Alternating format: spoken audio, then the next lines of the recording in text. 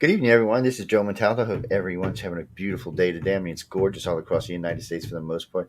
Nice, sunny, clear, not much rain, cool temperatures.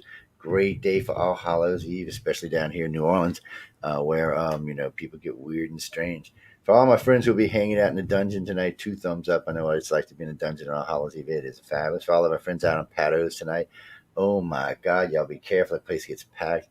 Don't throw anybody into the fountain in the fire pit. It's a beautiful thing, but don't toss anybody in there. But I know there's gonna be a lot of people down in the quarter tonight, and there's gonna be a lot of kids out trick or treating tomorrow night. So y'all be safe, have fun. It's a great city when you enjoy it for what it is. And for all my friends on the Gulf Coast, I know most of y'all going to be inside the casinos. You can go trick or treating in the casinos now. They set up the parking lot so the kids can come trick or treating for a safe place to trick or treat. Very, very, very strange thing. Even two of the casinos down here even have playroom, so you can bring your kid and put them in a playroom while you're gambling. Good idea. They make a lot of money, and it's like $10 an hour. Keep your kid there. They get all kind of arcade games in there and stuff. Casino, shame on you. You're getting a kid addicted to the casino before he's even legal age to go in a damn thing. But anyway, everybody be safe and have a lot of fun and all around the country, because I know a lot of people are going to take advantage of this weather and get out and about. So as far as social distance in the Bay, whatever state you live in, that's the best thing I can tell you. I'm in Mississippi today, so there is no anything. There's no rules about anything. We can do whatever the hell we want. Louisiana lifted all of its mandates yesterday, so all y'all can. In Florida seem to be happy too. So Alabama, I don't know what the hell's going on. Y'all just a strange group of people. But anyway, along the Gulf Coast, have fun, get out and trick or treat. On the West Coast, I hear it's great. I mean, y'all are y'all still under restrictions? Y'all still under mask mandate, right? But nothing else, huh? Yes. Yeah. Out there. And then, oh, by the way, ladies and gentlemen, I'm talking to John and Emily Goodwin, just in case you don't know how the show is about tonight. We're actually going to be talking about what went on last week. Actually, well, it's going on 2 weeks now, but for the Rise of the Future event, it was great. The L. Ron Hubbard event. It was all I can say, y'all. Is it was great. I mean, I know a lot of people in hearing me talking about it. One of my co-hosts, and they said, Joe, we're doing a show tonight, right? It's not about Rise of the Future. I said, Oh, yeah. I'm like, yes, it is. Shut up. It's about that's what it's about. But anyway, I have John and Emily Goodwin tonight. We're going to be talking about a lot of the events that went on. I got to tell you guys, these two worked their butts off. It was nonstop. I never seen either one of them stop. I was doing interviews, and every time I see one of them zip by me, going some direction. it's And actually, true. we didn't see Emily till late. She was setting up the event, which was a fabulous event, by the way. For anybody who didn't see it, it is available on YouTube. You can go over to Writers of the Future. It's not on any of our Yeah. YouTube pages yet. We're going to leave it off for a while. We want to see. We're going to try to drive some traffic over there. So everybody go over there to the Writers of the Future. Just tune in, hang out, and know before anybody asks, this isn't the gray zone. Michelle and I are off until next week. Yes, I seen that little comment pop up. Yeah, no, we're off until next week. So we took about 3 weeks off because we've both been busy schedules.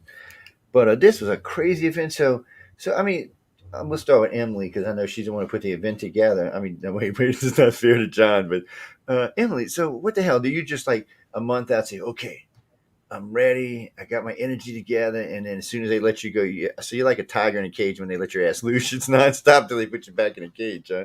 I mean, y'all should have seen this woman. This woman was like, I'm not kidding y'all. I seen her go by every once in a while. It was like a blur. I got two pictures of her sitting down in a chair because that's the first time I've seen her sit down long enough to get a picture of her. And by the way, you look fabulous at the event. Both of y'all did. So Thank what's up? you. How do you get? I mean, how do you get physically and mentally pumped up for this? Because I know it's a job. I've seen it.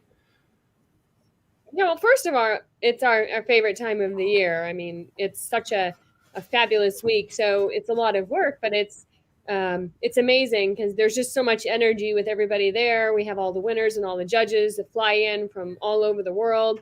And it's just they do a week long workshop. And as you saw, there was a lot of events throughout the week. There's the big art reveal, and then there's the welcoming barbecue, and there was a presentation that we did special for the judges, and there was the book release event, and then of course the big awards gala. But we set the date about a year in advance, so there's a lot of work that happens to prepare for it. We consider that an event is 80% preps and 20% execution. So there's a lot of preps that go into getting ready for the event itself. So the more we do ahead of time before everybody arrives to LA, the smoother it goes once everyone gets there. It's still a lot of work, but we do a lot of preps for it. My burglar alarm just went off. Yeah, it's called a chihuahua. Uh-oh. She's hot because Daddy took her. They're both mad at me because they had to go get shots this morning. Oh, They're furious at their daddy. But anyway, enough about them. So no, I mean I seen you go. So this year's going to be shorter though, right? You're going to have less time to get your brain together and ready to go. I hear it's in the spring this year. I don't want to give away no dates, but Yeah. We're pulling it back. We're pulling back forward to April 8th. That's where we had been doing it, but we had to put it in 2020. We obviously had to cancel because of COVID, and then this year, it took, when was a good guesstimate to be able to schedule it for. So we probably March or February, we said, okay, we surveyed all the judges, what would actually work for them. And then we agreed upon October 22nd as the date, because it wasn't conflicting with other conventions they had obligations to. So that's how we did it. But we normally have it in April. The contest itself runs, it's a yearly competition, and it runs until the end of September. September 30th is the end of each contest year. So this year's event, October 22nd, actually took place after we finished the competition for year 38. We're in year 39 now. Yeah. So we want to pull it back forward again so that we're not done with the following year by the time we do the release event. Yeah, so that makes sense to get caught back up. It's kind of strange how that has to happen. Yes, people, don't forget there was COVID for 2 years, so that's how things work around here. I gotta say too, COVID did add a lot more. Okay. COVID did add a lot more lot more things to deal with. To be able to put on the event. Making sure that people are going to be safe, because the whole thing on it is that a lot of our judges are older, and they're older, and we want to be able to protect them. They're like, Larry Niven. He's like revered everywhere he goes as an author, but he's up there in years, so we want to make sure it was safe for him. Yes, I think he thought I was an alien. I really did. I think he thought I was an alien. He was a strange guy. I really liked him, but he looked at me one day he's like, get back. Yeah. But I can't believe he didn't know who the hell I was, and I'm some guy running around like a chicken with his head cut off. No, actually, I think it's great y'all getting it back in April, and I can't say anything but positive things. But I got to shut up because everybody thinks I'm just they think I've lost my mind. But it was funny because last night we talked about it a little bit in the middle of the show. Mike's like, "Oh, I want you to show your picture of your face." I said, "Get out of here!" He said, "Well," "Why do you like these people so much?" I said, "Tell you what, fly your ass out there next year and you'll find out." I said because these are the first two people, and I hate to say it like this, makes me sound jaded, that I've actually when I went to go see for myself, it was actually exactly what I was told it was. Exactly what I was told it was. Yeah. For the most part, that just doesn't happen. I get invited to speak at a lot of places. I get invited to go a lot of places and review things. And some of them are close, but there's always some catch 22 or catch 33 or catch 44 or something. There was none of that. I mean, it was fabulous. I mean, I wasn't there for 1 and 2, but these kids, and I shouldn't say kids because it was all age. I keep saying that when, it wasn't just kids. I mean, we had from top to the age group to the bottom of the age group, and they were fabulous. I mean, they loved it. They were high energy. All of them, whatever age you were, they were high energy. All of them said the same thing. They're working the hell out, but that was the whole point of being there, so you could actually learn. And everybody talked about how approachable everybody was, which, by the way, ladies and gentlemen, that's absolutely true. It didn't matter who it was. All the judges seemed to be very approachable. And actually, not only did they seem to be approachable, but they seemed to enjoy what they were doing. That's another thing you don't ever see. Usually you attend things like this and the judges like they're being forced. You got a cattle prod behind them or something. None of that was going on. And the best part was, ladies and gentlemen, I was just out there as press, so they didn't know who I was for being. And I approached every one of them. They talked to me without any problems. A lot of people at that time, I still got a lot more interviews to do, but it was a fabulous event to attend, and I liked the energy. It was very high energy. Everybody seemed to be having a good time, and everybody seemed not. Even I learned stuff. Hell, I sat through DeSantis's art class and learned all kinds of stuff about shouting I had no idea about. Dan DeSantis is amazing. Oh, He's a brilliant artist. So I was actually surprised, and then I sat through two of the. Sat with was it Dean and Todd, and I forgot the other one, but I learned actually something from both of them. So all three of them, I should say. They argue with each other too. Yes, it was great. Like, this is the way you do it. It's like Dean says this I'm publishing, and Todd says that I'm publishing. And they're both right. It's like, what do you want to be able to do? And they were the way they did it on the stage was very. So Dean says, I'm not going to agree with what you just said. He let him finish though, and then he just explained what he was talking about. And both of them were right. You could do it either way. It's just it was more of a Yeah. choice for the individuals, but it was nice to have the choice. And I'm telling you, Dean Yeah. and I got into a 2.5 hour conversation at the pool about finances with like I don't know, it was at least 8 or 9. Well, it was probably about an hour, but it was at least 8 or 10 of them hanging around. Because I forgot who it was that asked who one of them asked about it, and then it just went on from there. But it was nice he took the time to explain it to him because it's something you got to know. I mean, Yeah. if you're starting to make money, you got to know what to do with it, or where to keep it, or what's the most plausible things for you to do. And I told him, I said, I own two businesses. I said, I'll walk you through how I started. I said, I'm in a C corp now. I said, but that's not where I started out. I said, I explained to him how I got to where I was, but I think they actually enjoyed the conversation. For most people, that would have been a boring conversation unless you're trying to get it in the world now. So I see. So no favorite judges. I can't ask you who your favorite judges are because that'll get you in trouble. No, that's like asking me about a favorite child. I know. I know who. We have some judges been around for a long time, like Devin. He's been a judge for 36 years, and we actually gave all the judges pins. We made these really nice pins of Oh, I the seen writer that. feature judge and illustrator feature judge, and the ones over 25 years had a special sapphire. Yeah, Special sapphire in there to show that they were over 25 years. So for that, you had like Kevin Anderson, I said Larry Niven, Tim Powers. And for people who don't know, like Tim Powers is the author that wrote On Stranger Tides, which was made into the Pirates of the Caribbean movie. Larry Niven is the one that's known for it's called the Known Universe, and it's got several novels in that genre. He's very, very famous as a science fiction author. There's Rob Sawyer, who's one of the judges.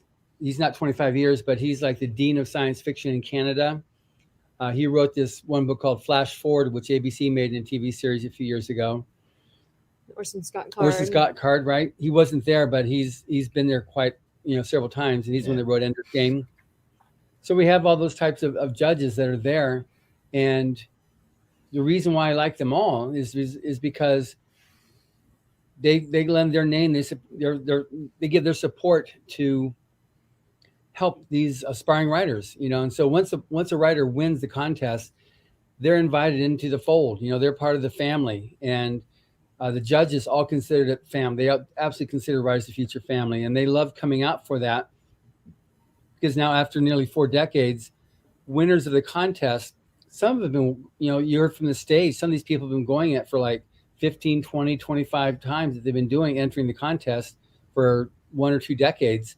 And so it's a big lifetime goal they've had as a writer. And so to make that target, make that accomplishment, really gives them a good start as an author in the publishing industry. And that's why the judges are so keen on it, because like what you've observed yourself, there's no strings attached. It's just straight. It's blind judging, which they really like because there's nobody else does that. It's free to enter. It's equal playing field for wherever you are in the world. I mean, you have to enter the contest in English, but we've had winners from all over. The art contest makes it even easier because there you don't even have to speak English to enter the contest. You just need to have great illustrated art. I can't wait to interview the winner in Australia. He's extremely high energy. Yeah, he's gonna be a hoot. Yeah, he's gonna be a good. Totally. But you know what? I was reviewing some because I got to go fix some name stuff on some of the videos I loaded up. But I was going through some of the videos. They all seem to be decently confident for being where they are. I meet a lot of writers, and even artists I meet sometimes are very inverted, I should say. And it's strange, but I don't think this group is going to be that way. I think the majority of them, there's 1 or 2 of them there that might be, but for the most part, I think the majority of them are going to be outgoing and trying to achieve something. So, and Yeah. They were in an environment too where there was like a lot of, it was a safe space, so they were able to be there. The judges, the fellow winners, obviously everybody on the staff.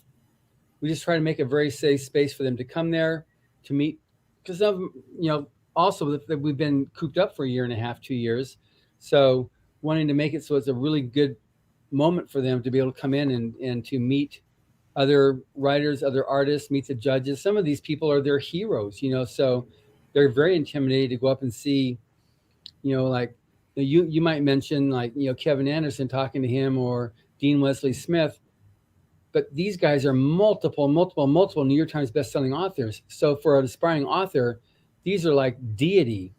So Oh, it's, no.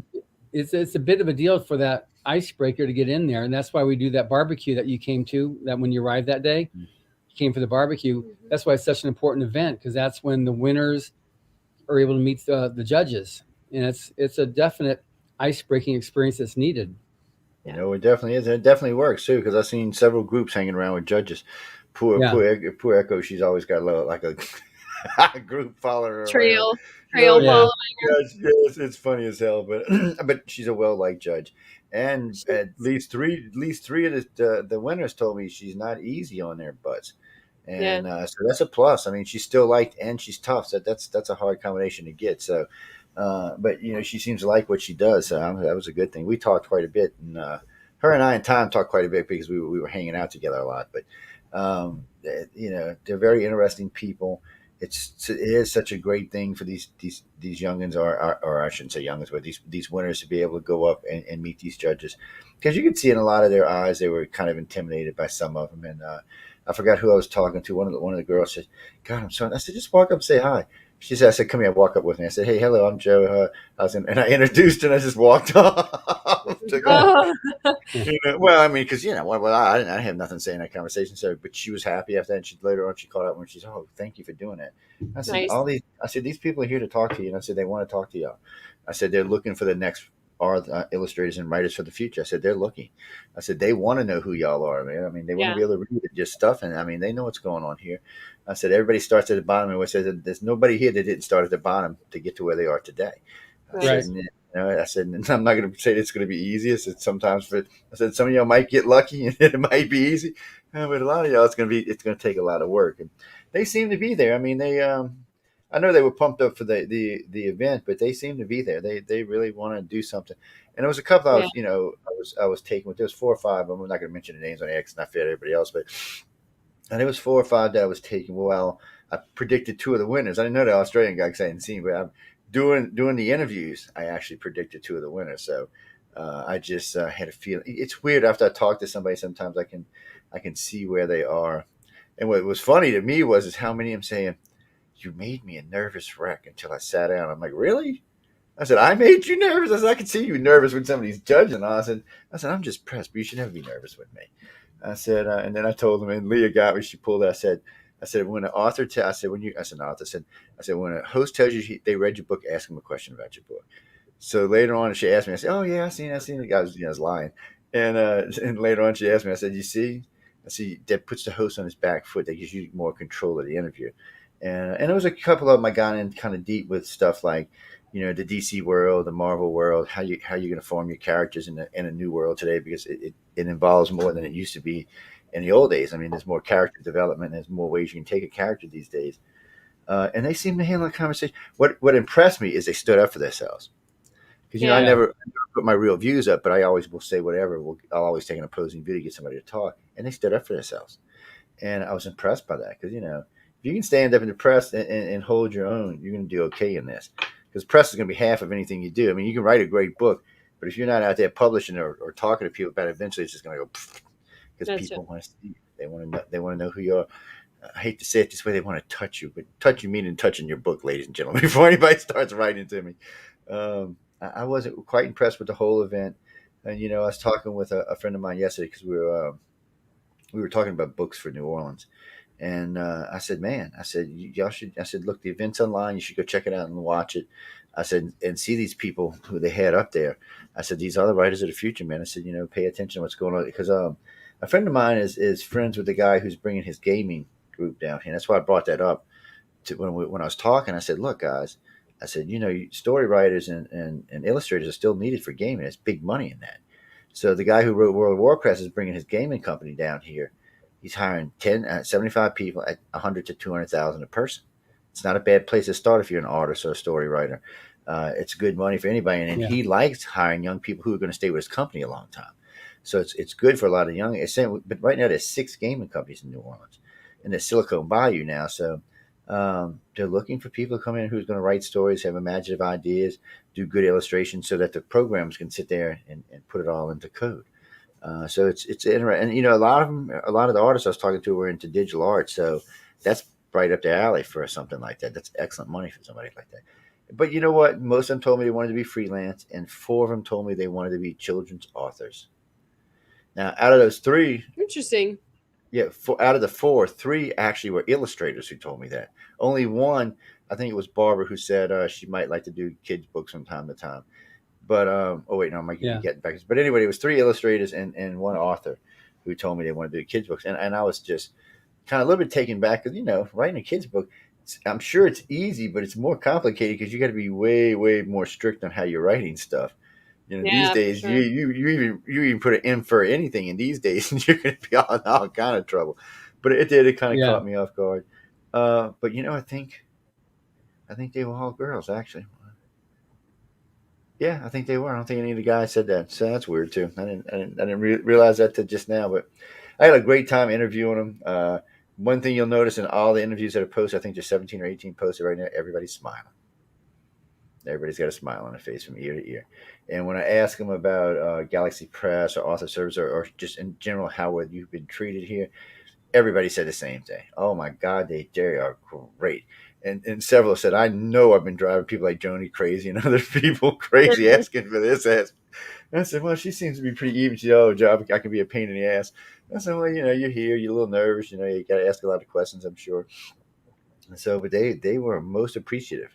And you know, it's another thing in today's world I'm surprised by. I'm not going to lie. I mean, I hate to say I'm jaded again, but sometimes, you know, I meet a lot of people who just, even winners that seem to be, how can I say this? Cranky. I guess we'll use cranky so I don't get in trouble. But I guess with the COVID stuff and everything, it was nice to see a bunch of happy people enjoying themselves and learning as they were enjoying.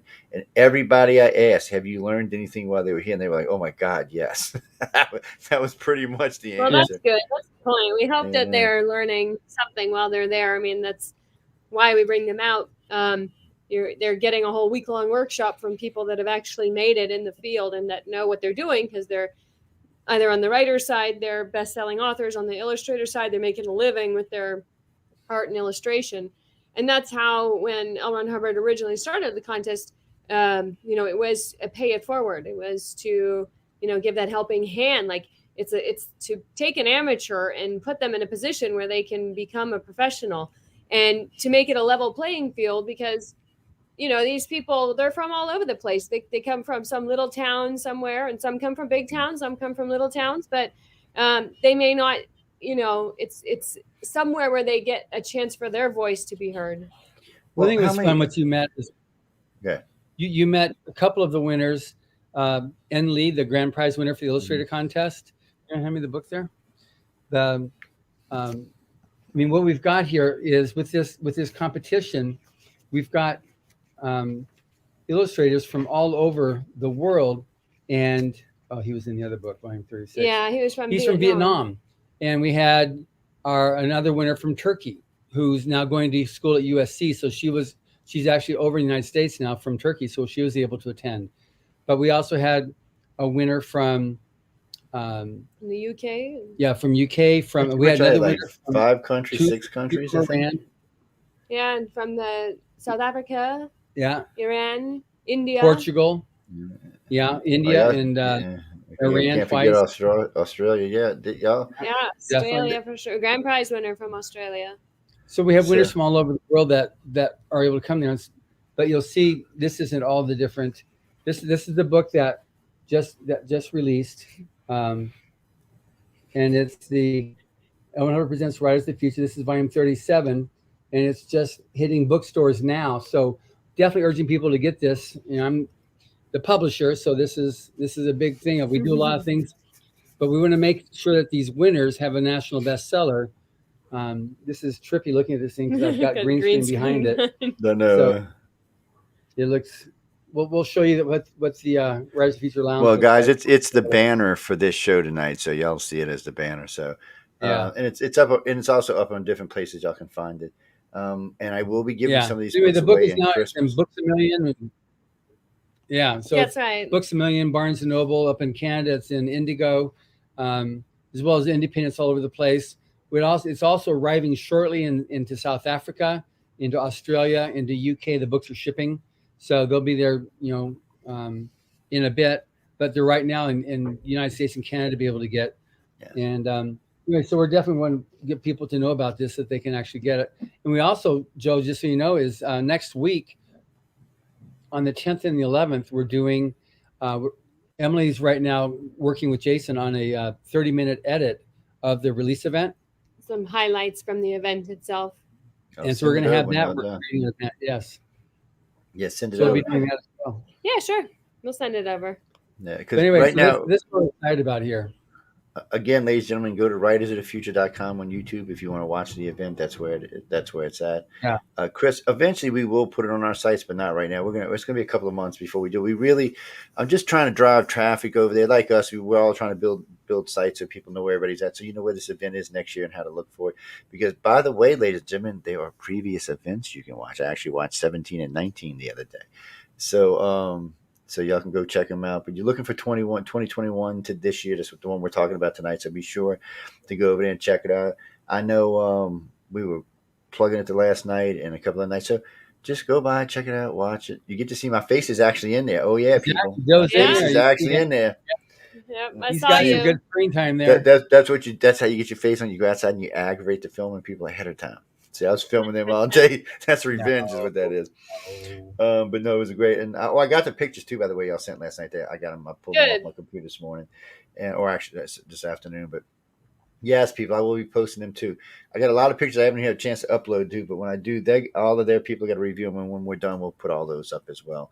Eventually, there'll be a picture and a name by every of all the video archives that are on UFO Paranormal Radio right now. They'll be on all the YouTubes eventually, but that's where they are right now. We will release them in audio, but really the video is what you need to see because I put them all in the same chair with the same angle, so you can kind of see their emotions, their expressions, who's nervous, who's not nervous. This will be great in futures when these writers are famous. They'll be blackmail. How much you want to pay me to keep this off the air? I was torturing them with stuff like that, but really they did good. They did well. And I was quite surprised at how many told me they were nervous afterwards and how the girl said, you must be empathic because I sat down and I just relaxed. I said, yeah, I'm evil like that. So just know ahead of time. I said, that's my job is to make you very relaxed till you spill your guts. And a few of them did pretty good. I was quite impressed for youngins, or I shouldn't say youngins, but for first timers. I can be intimidating when I get in one of my moods, but I think they did well. And I told them, I said, look, that's why I made sure I told them about the 25 questions. I said, you can send questions. When somebody asks you to speak on your show, you can ask. And I told them again, don't be bashful. Everybody and their mama's looking for people. Send out your resume. Send out who you are. Send out where you won. You might get 15, you might get an hour, whatever, but you can get on all these podcasts. I mean, there's 3 million of it. Yeah. And there's at least 3 million FM stations. I said, so everybody's looking for entertainment. I said, so don't be bashful, but it's best to send you for the first 2 or 3 years. It's best to send you questions, and that way you have your answers next to you. After about 2 or 3 times, you won't even have to read them anymore. You'll just know they're there for backup, and that way they don't get you. I said, because I'll get to talking to you, and all of a sudden we'll go from your book to who you are and to what you're doing in your life. And I said, you got to watch that, man, because you get in trouble with that. And I also told them too, and I told everyone this: no politics. I said, if you want to keep your audience, I said, I don't care what your personal politics is. I don't care if you're righty, lefty, in the middle. It doesn't matter. I said, unless you want to do politics, no, that's the only thing you're going to be doing. Don't speak about politics. Don't get goaded into a conversation with a host where they say, this guy or that guy. I said, if they start talking about Biden or Trump or anybody and you like or hate either one, let it go. Just let it go. I said, if you get caught up in it, you just cut off half your audience. They're like, what? I said, you just cut off half your audience. That I said, as long as people know your politics, they'll buy from both sides. If they know your politics, they're not. And for me, it's different because I do political shows, so I can get away with it. But for most people, it's just a danger. You see the girls, nobody on network talks politics except for me and one other host. But we're known for our politics. That's a different story. Except for last night, it was supposed to be politics, and it was Elon Musk. I think Michael's got a man crush on Elon. I might have one myself, but still, he's great to talk about. It's easy to slip into him, and we really got into the space program pretty deep last night, and y'all came up 2 or 3 different times throughout the conversation, and I still remember Jason saying, "Who?" Now, yeah, it's my friend Jason. He calls me up because he works press with me sometimes. He said, "I knew I should have flew out there. I knew I should have flew out there." So I told you to come out and see me. And I said, "You could have been doing interviews with me," because he used to host two different shows on the network. He's on vacation, as he calls it, right now. His dad passed away this year, so he's been on a hiatus.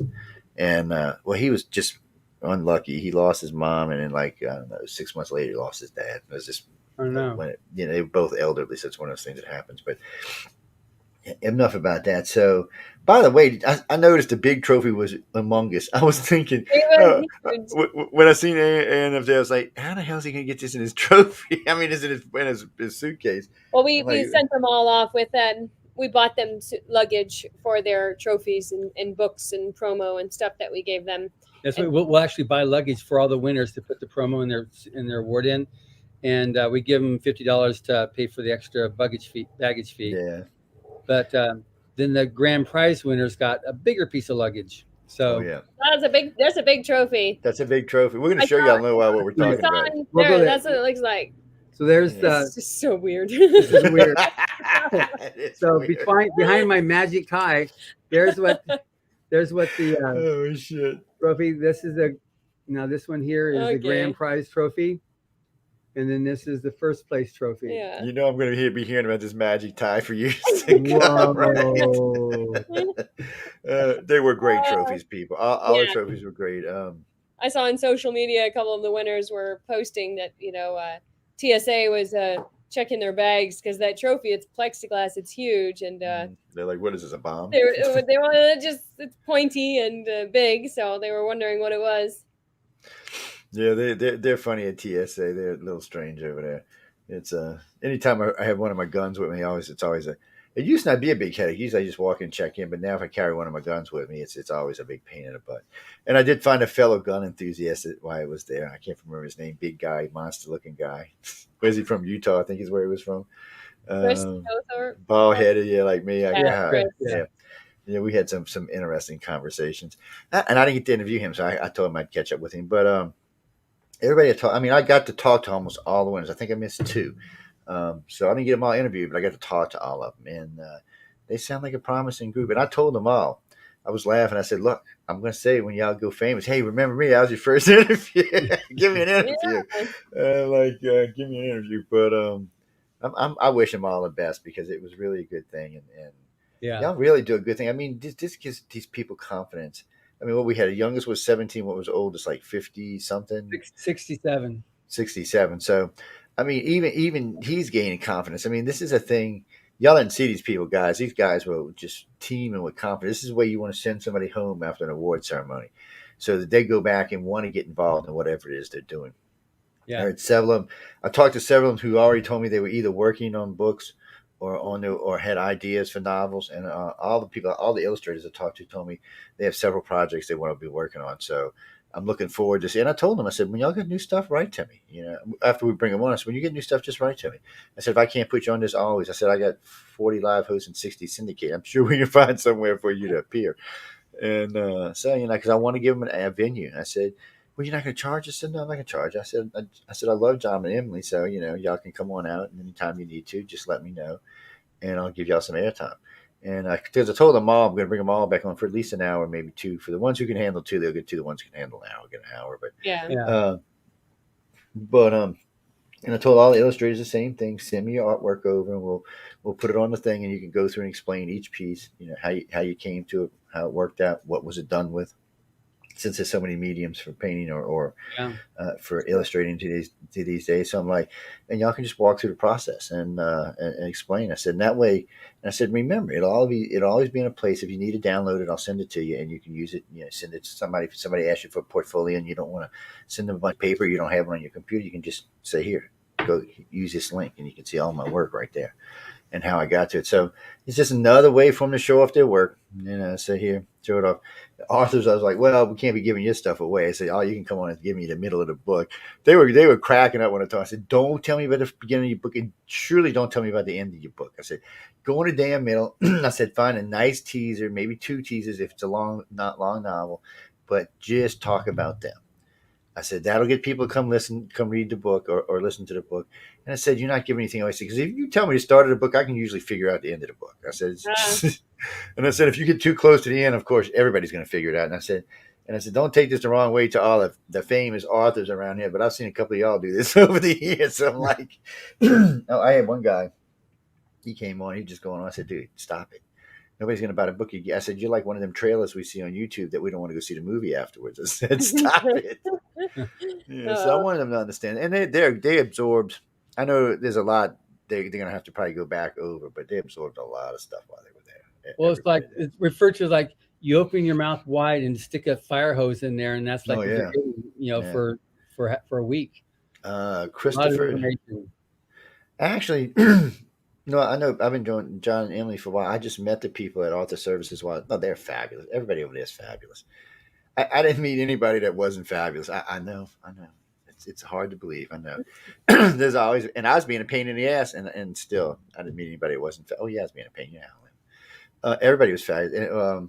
And why I can't remember her damn name. Oh God, the picture Melissa. thing. Yes, I'm gonna get it in my head soon. I got to get it before I interview her because she'll reach the thing and smack me. I don't know what this is. This is some kind of Freudian thing. But no, she was great. I was aggravating the hell out of her, following around, taking pictures of her. She's like, Joe, I'm like, hey, oh, that's a good picture. I see she got revenge though. But She everybody got had, a bunch of photos of you.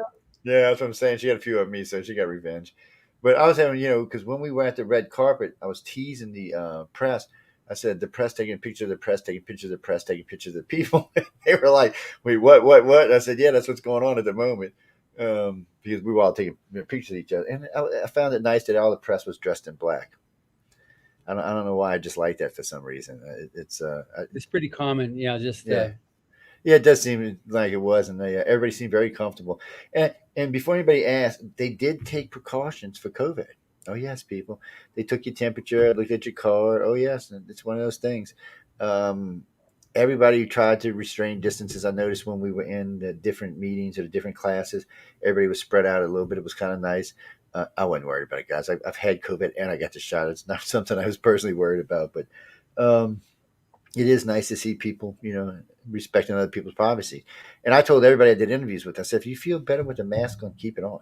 I said, I'll just get the mic a little closer and we can still hear you. But I mean, if you don't take it off, because, there was 8, 9, 10 in the room. People were in the room with me at any given Yeah. time. yeah. So so, which the room was perfect, by the way, guys. I just want to tell you that. And Emily, the seating at the place, I couldn't ask for a better spot than where I Oh, was. good.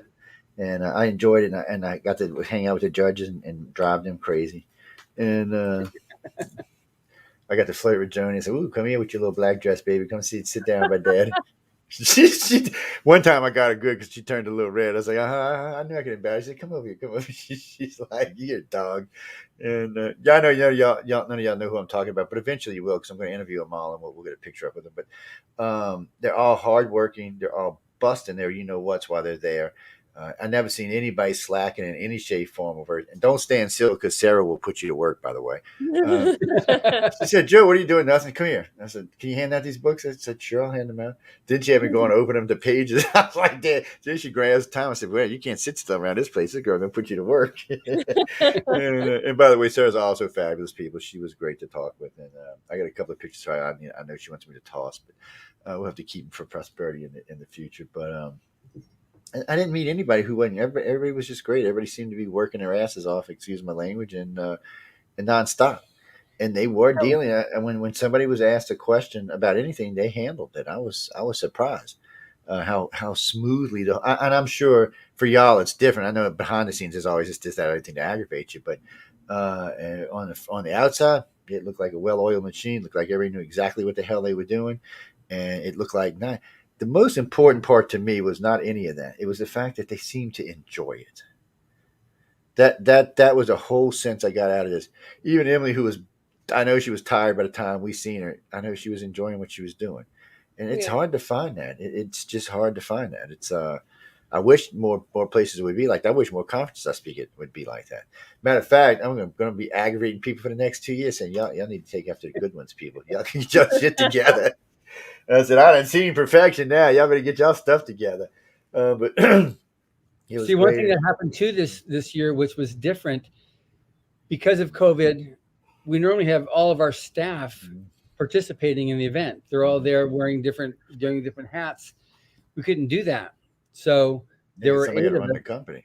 Yeah, so there were eight of us, or actually nine of us, who were there doing the whole event. So we had to double and triple up on the hats that we normally had other people doing, so that because right now we're doing voluntary quarantine following the event. We do that for a week, and then we'll go back to the office. So we weren't able to have all those extra people helping us like we normally did. So we would be doubling up on sign-in registration or the after event follow-up feedback, getting, how was the event, and getting what would you like, all that type of stuff. So normally we have other people doing that where we had to then switch gears constantly and put on a different hat. So it made it, that added to the stress factor a bit. And it was it still got pulled off. It was just we had fewer people to do what we normally have doing on these events. Well, I know you were busted, Johnson. John was doing all kinds of stuff. Plus, he was doing interviews while he was going around. He had his mic with him. He was doing interviews while he was doing other stuff, guys. And I said, "Oh, by the way, my wife said you look fabulous on the stage, John." She said, "Oh, he's a good-looking guy." I was like, "Baby, you better shut up." And she said, "That's the guy you've been talking about." I said, "Yeah." She said, "Oh, yeah, he's a good-looking guy. I mean, he's got his stuff together." I was laughing. She's a That's good good. judge of Well, character thank you. too. It's Yes.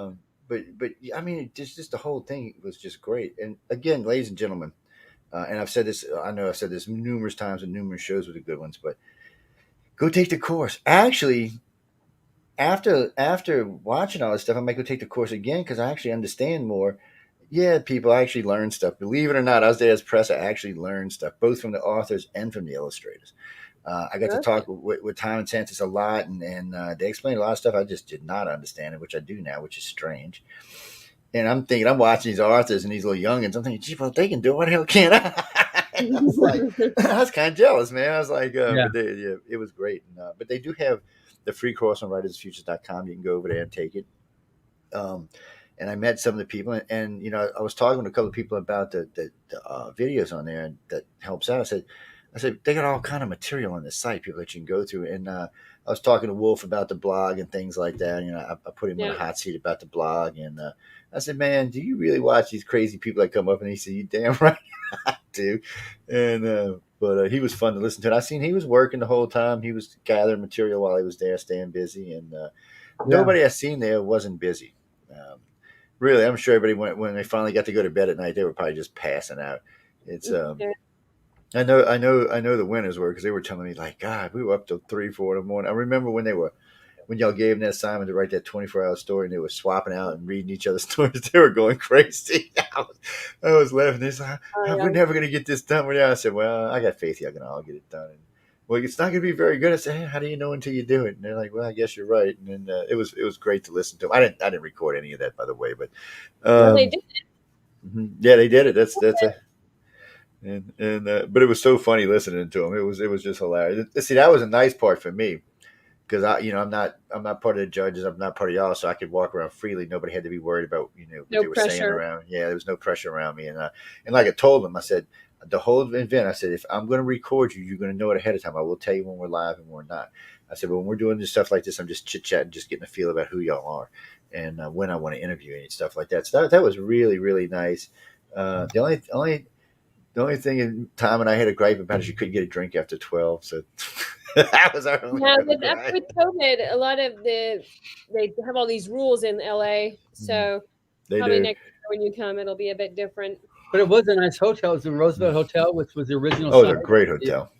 of the first Academy Awards. And Yeah. I mean that's like it's like old Hollywood there. That whole structure. So it's not in a new building.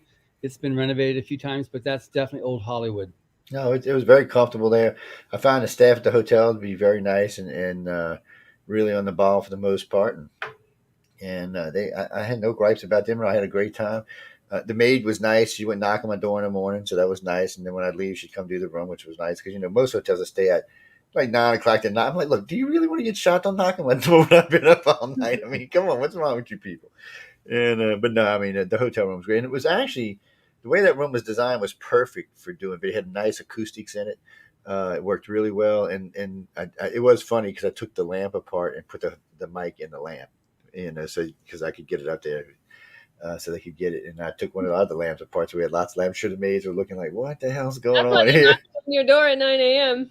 Yeah, it is. But I mean, everybody did a good job of interviews. And there was a couple of them I had to, and y'all will see them later on. There's a couple I had to pull it out of, but I talked with them afterwards and said, look, guys, I said, this isn't that hard. I said, just remember, I said, don't do one word answers. You're not going to get ever invited back. I'm just telling you. I said, nobody wants to hear yes and no. I said, when somebody says, tell us about this, tell us about this, you don't have to get into long explanations. Give them something. And I said, and always keep a little bit hidden that you might want to use in another interview down the line. I think they're all going to do good. I really do. I was quite impressed with the whole bunch of them. Like I said, I didn't get all of them. I'm still down about 8 or 9, but I was quite impressed with the whole bunch, especially the younger ones. And Mhm. y'all didn't know Emily had electric pride out there. That's what was going on. Anybody got out of line? It was Now. you would calm down, people. No, I'm just teasing. I was mostly down at the event hall. Yeah, I know. I was gonna say we rarely seen her. It was like she was like one of them rare sightings of one of them rare deer or something running through the place. It was like, oh, there goes Emily. But y'all both look fabulous on the red carpet, by the way. Of course, Emily looks like she's this big around. Of course, John don't look much bigger around. So I'm just saying they look good together, guys. Y'all should. There's a lot of pictures of. They look like, oh yeah, walking around. And what were the youngins calling y'all? The power couple. That's what the youngins were calling y'all. And I was like, oh yeah, that's a good name for them. I have to remember that for the future so I can torture them with that. It's but it was great. I mean, and when I asked specifically about y'all, because usually I was asking general questions about how you were treated. When I asked specifically about y'all, they loved y'all. Matter of fact, they loved everybody. Everybody I asked about was pretty much the same thing. Oh yeah, they were great. They were great. They were great. They were great. I mean, it was like somebody was paying these people to say, y'all were great, y'all were great, y'all were great.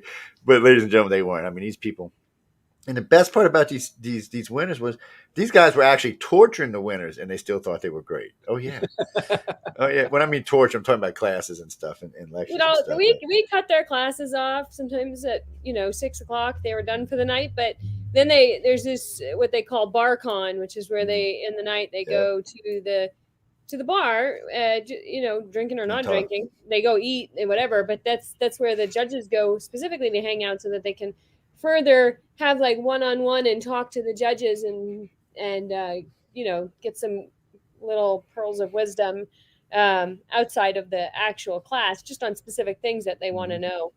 Or sometimes you see them show up with their little books and would you be able to autograph this? I mean, it's like super cute.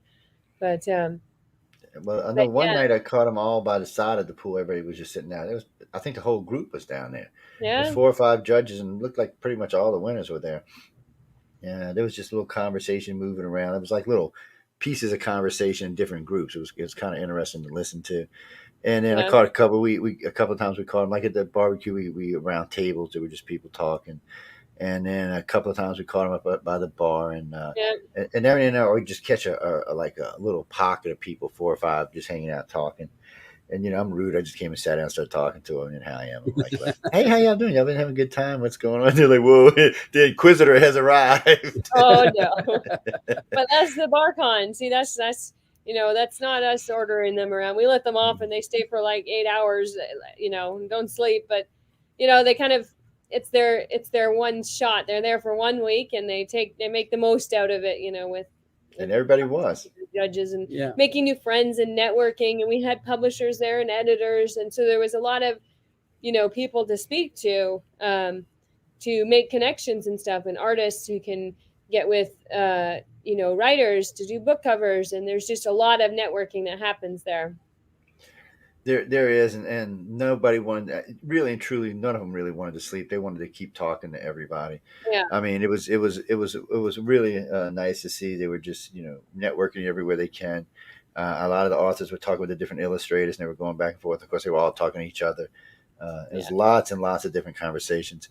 And funny, but I asked, no, they were it was pretty much, I don't want to say work conversation, but it was related to what was going on there. It was 99% of the conversation that you heard. Yeah. And or thanking or blessing someone who helped them to get there, and stuff like that. So I know y'all's names came up a couple times when we were sitting at the bar talking. And now breakfast was always interesting. There was always a bunch of people at breakfast. I catch John sometimes, or I catch some other people at breakfast, but there was always a couple of judges, a couple of the winners were having breakfast. So we just have breakfast and just chit chatting. And my thing was, 4 to 5 Yeah. nights I did not eat dinner. I'm not kidding you. I only ate Yeah. dinner one night, and that was the night. That was the night of the event. I would forget. I would just get busy. Like when John called me about the steak, I said, "Man, I cannot." I told these youngins, "I cannot believe I'm giving them steak for you guys." But I had 10. I had 10 in the room, so I wanted to take advantage of it. I don't Yeah. So and they were fast interviews, and they're like, I said, "Yes, I'm giving up steak for you. I just want y'all to know that. So sit down, let's get these going." But there was all great interviews. That was the night I had when I think it was Santos when he finished. I said, "Can I have the floor for a second?" I said, "Look, I'm going up to do interviews. Whoever's interested." And there was like 12 of them followed me up there. Wow. So we just started whacking them out, and it's weird to me, but the illustrators' mindset, of course, are different than the writer's mindset Yeah. because I mean, where they're at. But it's kind of strange when I look at it from an outsider's point of view, how different it is. Because to me, they're both artists. That's how I look at them as Yeah. artists. But the way they formulate thought is quite a bit different. It was kind of Yeah. strange. It was very interesting. And ladies and gentlemen, if y'all listen to these interviews, which they are available on UFO Paranormal Radio, you're going to see what I mean. They just have a different way they formulate the thought. And I guess it has to do with their own individual art. Or their own individual work. But everybody I talked to said they got something in the background, something they're working on, something they want to get out. And I Hmm. said, well, I said, it'll probably be December, January before I start calling. I said, so get it together if you want to debut it, if you want to talk about it. Or I said, but remember, don't give away the story. Just Yeah. don't give it away. And two of them were Well, telling me about sci-fis they were working on. I'm waiting for those. Okay, I'm sorry, John. Go ahead. Yeah. yeah. We got several novels in the works, but this was an unusual year too because we had 2 years. So we had winners from volumes 36 and volume 37, and all the foreigners who weren't able to make it, they're now invited again to next year. So next year we'll have volume 38, but we'll also have some winners from volume 36 and volume 37. Yeah. So it'll be another large event there, but everybody's promised to get a workshop. That's part Yeah. of what we promised that we're going to give these people. So we had one that couldn't make it because she just had a baby a week before the event. But the ones that were other countries that couldn't attend, well, as soon as the borders open, then they're going to be, they're invited so they can come, so they can see the awards gala and get some good food and walk the red carpet and To get their moment on stage. meet Joe Montaldo. Yes, Yeah. because it should be Get tortured by me. interviewed by Joe. Get chased around the pool by Joe. That's right. I drive them crazy.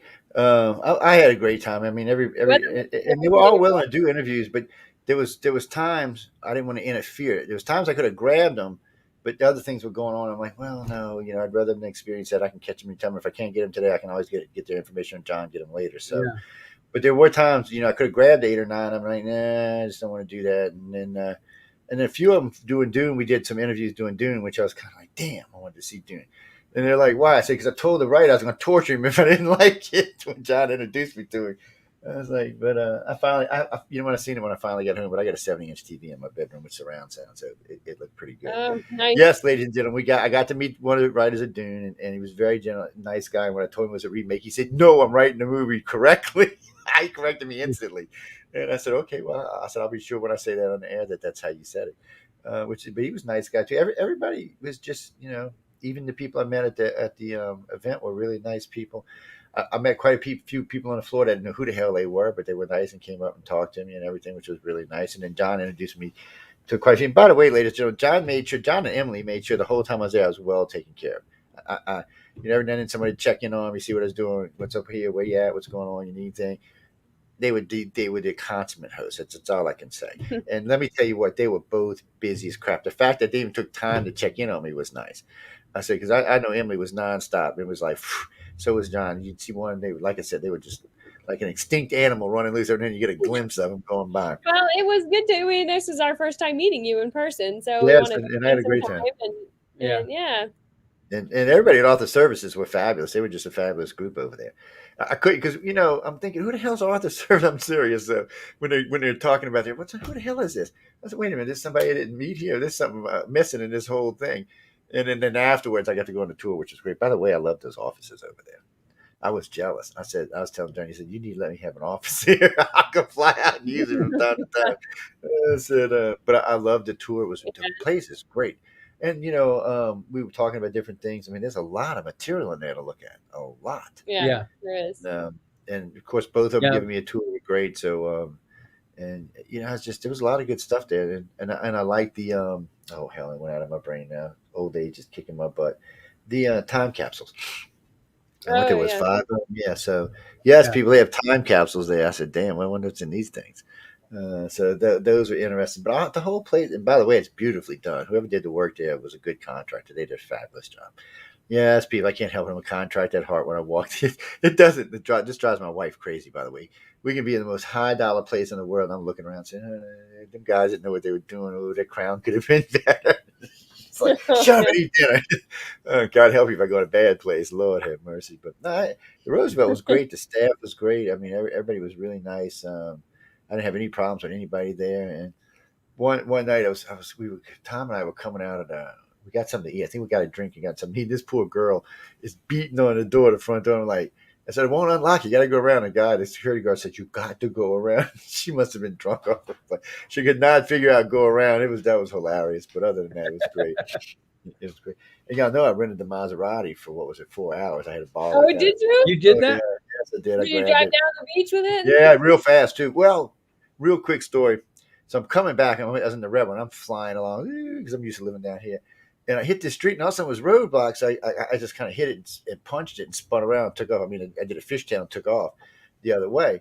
And I'm about 15 minutes. I'm sitting at a light and I hear, I look out the window because I had the convertible top down. I'm looking at like, who the hell are you? I'm thinking, wait, am I getting mugged? I should have brought Martha with me.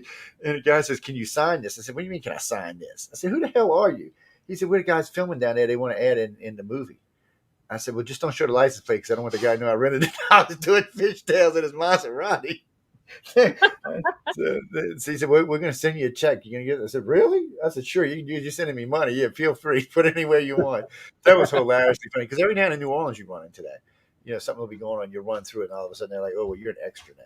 I'm like, "What do you mean?" Oh, An you got extra? the full Hollywood experience. Oh, You it was came out great. there and you were in a movie in a Maserati. Yeah, That's pretty yeah. funny. Well, because there was two movies filming to the left of when at night I got there, down Yeah, the that premieres. side. There were two premieres. Yeah. Yeah, so they were doing that, and then this was about 9 or 10 blocks from where the hotel was, but I was cruising. And it was stupidity on my part. I should have been going that fast. I didn't know where the hell I was, and I just come zipping up, and I seen him. When I did, I just pulled the emergency brake and punched it and spun it. I used to race dirt cars when I was young, and it was just Yeah, like, it's the same oh, thing. Maserati, dirt cars. Yeah. well, it was not car. I mean, dirt cars you stay on, you slide all the way the whole time anyway. So, and my car I got now is pretty quick. It'll do 160. So it's I like to go fast. I can't help it. People don't hate. I live in a state where you can go That's fast. on Hollywood Boulevard. Yeah, it's not on Hollywood Boulevard. That's true because too many people walking around. But I had a great time, and it was just such a weird experience because I wanted to run down to Highway One. I said, I haven't been down there in 10 years. I just wanted to go quick and see what it changed, what it looked like. So I seen it down there when we were in the Academy room. I seen him down there. First it was yellow, then a red one pulled up, and later on I walked down. He says $109. I said, what, an hour? He said, well, yeah. I said, what's 4 hours? He said, well, where are you from? I said, New Orleans. We got to chit chat and told him I was on radio. I said, I'll plug him. So he said, you'll just take it for the 4 hours. I said, okay, I'll be back after a while. And I gave him a license, made a copy, and I was gone. And I did see, though, people, this is typical California now. I shouldn't even bring this up. But the whole time I'm there, they had the weed van parked across the street from the Oh hotel. gosh. I was laughing because me and Tom walk out the front door when there's three guys standing there. I'm like, I said, man, I'm getting high. What the hell's going on? And Tom looked at me, he said, Jesus, all three of them got a big fatty smoke. I said, look, guys, y'all got to move down. I can't be smelling like that stuff right now. I said, these youngins will be, what the hell's going on here? And but that was kind of fun. But last time I was in LA, when I was out by where they put me at the Hyatt thing or whatever the hell it was, right out by the airport. And I remember I was walking to the store because I wanted a Coke because the hotel only had Pepsi. So I walked down to get a Coke. And every alleyway I passed, you could smell it. See, down here it's legal, but they don't let you smoke on the street like that. They'll still put your ass in jail for that. So it's an experience, people. I'm just warning y'all in case you go down there. If you're not a smoker, just beware. Yeah. But other than that, unfortunate. it was great. Well, everybody's going to do their thing. I'm not hating. I mean, it's legal there. I'm not going to hate anybody for doing this. Well, it's not a matter of hating. It's just a matter of like you can't smoke a cigarette on the street without getting like, side eye. But the whole street starts to smell sometimes. Yeah, it does. The whole one time me and Nico and Tom went there was about I think it was around 1 in the morning, And I'm like, damn, we'll never make it to the liquor store. He said, wow. I said, we'll be high as hell when we get there. He starts laughing. And I was like, damn. But, it's just one of the things to deal with in Hollywood. But, I mean, it was great. It was a tip. And by the way, ladies and gentlemen, it was a typical Hollywood experience. And what I mean by that, you're at the Roosevelt, which is a great hotel. It's an old hotel. It's a pretty famous hotel. A lot of nice architecture in the hotel. It's a very comfortable place to be. The rooms are very comfortable. I had stacked up a bunch of pillows and was sleeping like I was on a feather down or something. So, and it's typical Hollywood. You got the stars on the walkway right there, so you can see all that. You got a lot of stuff around you that you can see. The Chinese Theater, which is very famous, is what, a half a block away or something. Yeah, Uh, this so, street. so I mean, it's you get the whole Hollywood, and then they bring you and they put on this big gala, which again, Emily was just fantastic. Um, yeah, Emily did it all by herself. There wasn't nobody helping her. Yeah, right. That was She a was just massive her. production. Yes, it was, and she did a fantastic job making sure it all came off great. The whole thing looked fabulous at night. They did whoever was doing the cameras and all did a great job. It was a great event, and it is a great. You got the red carpet experience, especially. I've been on a red carpet once or twice in my life, but for these guys coming up, this was just great for them. There was press all over the place harassing them, which is something they need to get used to, especially if they're going to be famous. Um, Yeah. it was a great experience. I can't even tell you. I better know people. I'm telling y'all, write a book so you can go experience the damn things. What I'm telling you, look, I'm telling y'all, and they fly everybody up there on their ticket. Yes, I was amazed by that. No, I know it wasn't cheap. I mean, they got them put up the whole. Think about it. There was how many attendees this year? 33, plus Yeah, all the Yeah. other people that were plus there, all the the judges judges. and then myself. So they flew everybody up there on their ticket, put them all up in hotels. It's It actually was Mr. great. Hubbard's ticket. He's Mr. Hubbard actually Well, that's funds what I the whole should say. thing out Yes, of his yeah. legacy. Yeah. And I'm glad you corrected me on that. And yes, and they all thanked Halbert too. I noticed everybody made sure they thanked him. What's her name kept put her 17-year-old way of thinking stuff, which Oh, was cracking me up. my boy. Oh yeah, I said my boy, but I'm sure Ryan understands it's the times now. But I'm telling you, if there is a place anywhere he could be looking down, he's probably thrilled. I mean, because it went off great. Yeah. Got a Yeah. lot of potential people coming out of this. I'm going to keep my eye on Barbara and Ian because definitely our little buddy down in Australia just because he's high energy. Them damn blue eyes, he'll probably get in the movies, man. That boy got some blue eyes. I mean, Yeah. Lord have mercy, and he's high. Y'all see him, guy. He's on the video. And he's extremely high He energy. said after his video speech, Tim Powers, who had announced him, he presents the video and then it comes down and he goes, God, can you imagine if he was here? As I'm saying, he's doing backflips on the stage, man. He was very high energy. You text him I, right. I messaged him as soon as he was announced, and it took him 10 minutes to answer me. And he finally answers. He had been up in Australia watching the live event, and he finally answers me after 10 minutes. He goes, "Okay, sorry it took so long to get back to you. I've been running around in circles for the last 10 No, I minutes." don't doubt it. I don't doubt it. I mean, it's a prestigious award. I mean, it's been around. So we're on book 39 now, right? So we're close to 40 years with this, Yeah. and this is just great. And the fact that it's there and it's available. Look, writers out there, and I know there's a lot of potential writers going to be listening to this and artists. I can tell you what I've experienced with John and Emily. So they have the great online course, which I push all the time because I want to see more and more people. I hate to say this, more and more foreigners win, but it just costs them more money when they win. But still, I want to see all y'all getting in here and getting involved. But for you writers and illustrators, no matter where you're from, submit. I mean, it's legit. All they're going to tell you if you don't, if it's a bad story or if it's okay but not a winning story, they're going to say submit again, submit Yeah. again, submit again. You can submit 4 times a year, which I didn't realize when I Yeah. first met these guys. So you can submit 4 times a year. That's Luke. Well, this is my 14th try. I finally won. There's a couple of them up there. Whoo, it took a little while, but I won. That was cracking me up too. By the way. Yeah. There was a lot of. What surprised me in the artists, there was a lot of first time winners. I got like a group of them when I was doing that one group of artists. I was like, wow, okay, so let's talk about this. How you feel being a special person winning first time out the gate? Is that how can I say this? Do the artists win more first times than the writers? I mean, I don't know. I was just They asking. do. They do. Yeah. There's more entries for the writer contest. But what's happening now, since Echo is taking the helm as the coordinating judge for the illustrator I love contest, Echo, by the way. yeah, she is absolutely amazing. But she's got now, so there's more and more people entering the contest. So we're going to start getting now as the number of entries continues to increase. the odds of winning first time out will get less and less. It used to be the way at the get go with the writer contest, but now with thousands of entries every quarter, you're going to have to enter. Every now and then, there's somebody will win on first time out, but usually it's 2 or 3. Quite often, it's 5, 6, 7 times that they have to enter, and then you've heard the one 14 times. One girl's been entering for over 20 years. I think the record is Preston Bennett. Yeah, Preston's the record. Yeah, it's Preston. 47. Yeah.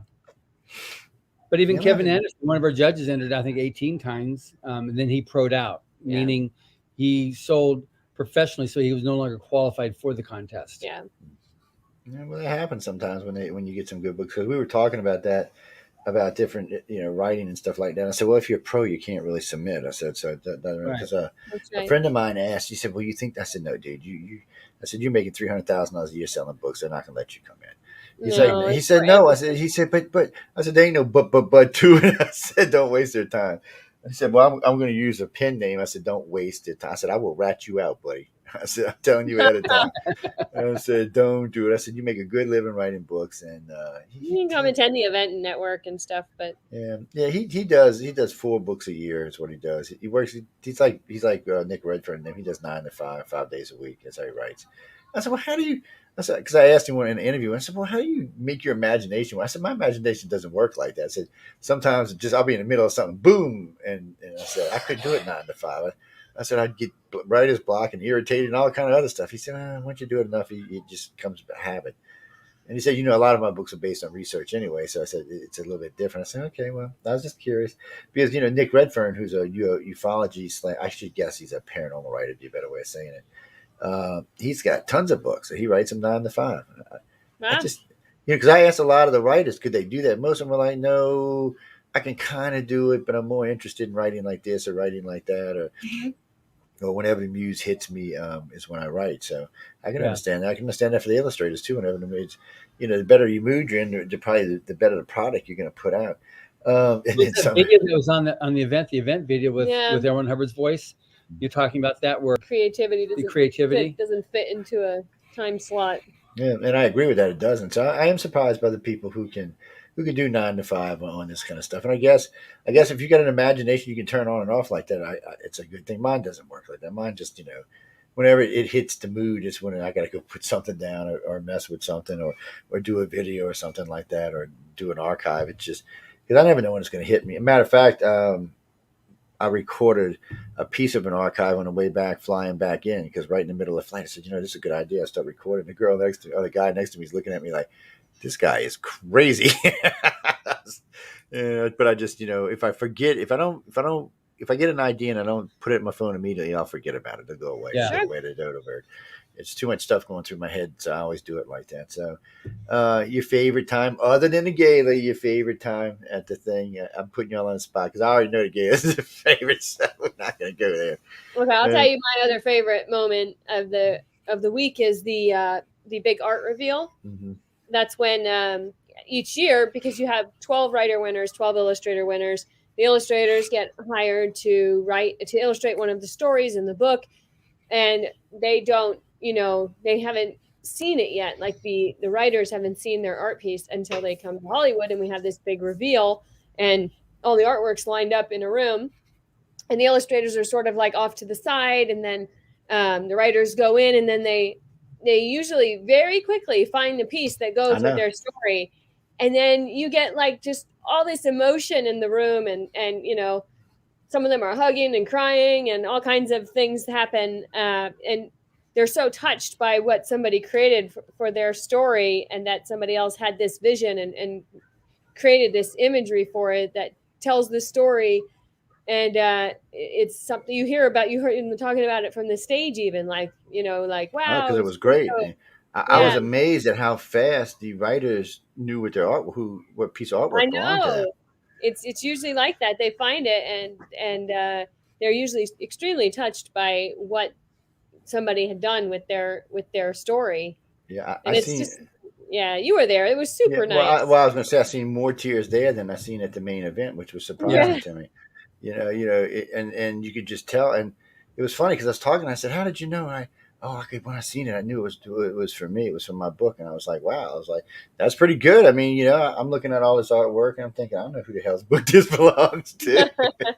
They all And seem to like spot it right away. They know they it's did, theirs. It's really and the And cool. what's artwork was important about fabulous. it too, because it's illustration, which means by the very nature of it, it tells a story in the image. Yeah. But what you've got there is the writer, for the first time, has had his work viewed and translated from the eyes of an artist. And how does someone else view their art, view their writing? And for the artist, they're like they've bared their soul. This is what my done. This is my creation. So if their concern is the writer not going to like it. If they're going to be like, oh, nice. They're really uptight about that. I can So imagine. so when they meet each other, and the illustrator says your story is just amazing, and the writer says, oh my God, this is perfect. For them, they've had so much tension built up of like what's going to happen when you meet your counterpart, that when it kind of releases, there is that emotion that comes off. And we had some of the winners, because there were several that were other countries that couldn't make it. So we had some people on. We did some Zoom, so that they could actually see each other. That was really touching too. That they for people that couldn't be there. Yeah. It was, and the whole event was just and I did like to reveal because it was nice to see how emotional both the artist and the writer got. And I remember we were talking at the pool. I was with 6 or 7 of the guys, and we were talking afterwards. And somebody said something to me. I said, "No, it's all right for guys to cry." And they looked at me and said, "Yeah." I said, "I'm a big old scary ugly guy. So if I can, y'all surely can." And the guy's like, he started crying. He said, "Man, it's like I had permission." I was like. I said it's a new world. And it's one of the things we brought up several times. I said, it's a new world. Guys can cry. I said it's stuff like that. I said don't hold the emotions in. I said it's gonna make you angry down the line or something, or give you a headache or worse. And he's like, really? I said, oh yeah, I've cried. I said the worst time I ever cried was I was giving a lecture, and these 3 women came up and thanked me for saving their lives, which still even today, when I think about it, is just crazy. And they all did like a bear hug on me. I was bawling like a little schoolgirl, man. And I was just, and somebody got a picture of me. He's like, you're like, geez. And back then I had a big beard. My hair was all over the place. And they're like, God, you look like you might kill somebody. And you're over there crying. He said, I don't even know how to take that. I said, it just shows you that anybody can cry if they want to. I said, I was raised that guys can't cry. I said, so it's a little different for me. I said, so it was a little harder for me to get to that point. I said, but y'all are not. It's part of y'all's thing. So, take advantage of it.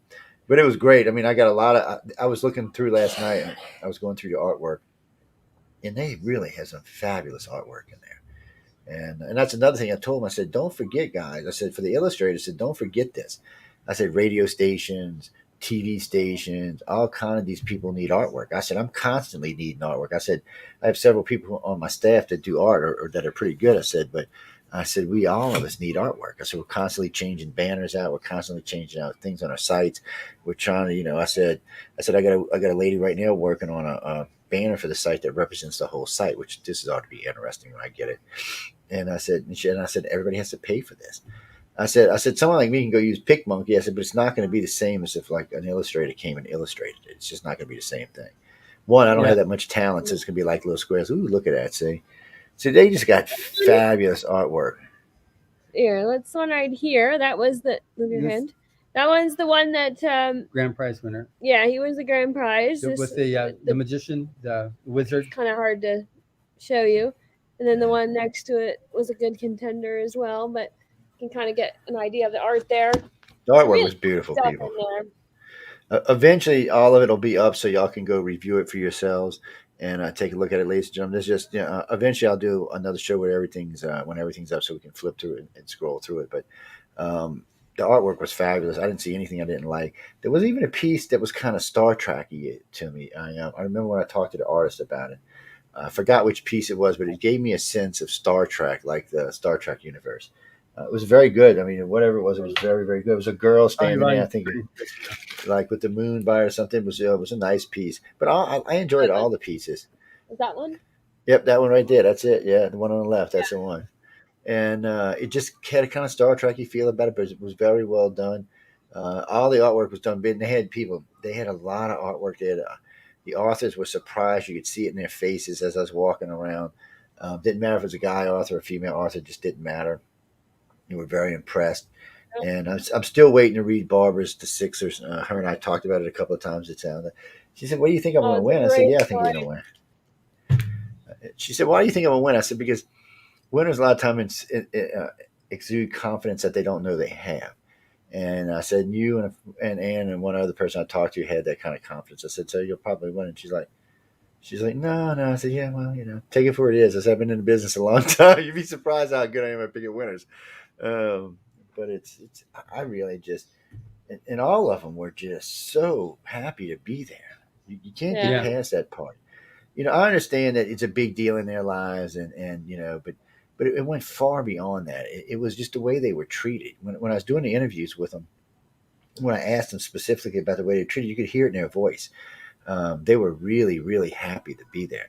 They were really happy about the way they were treated.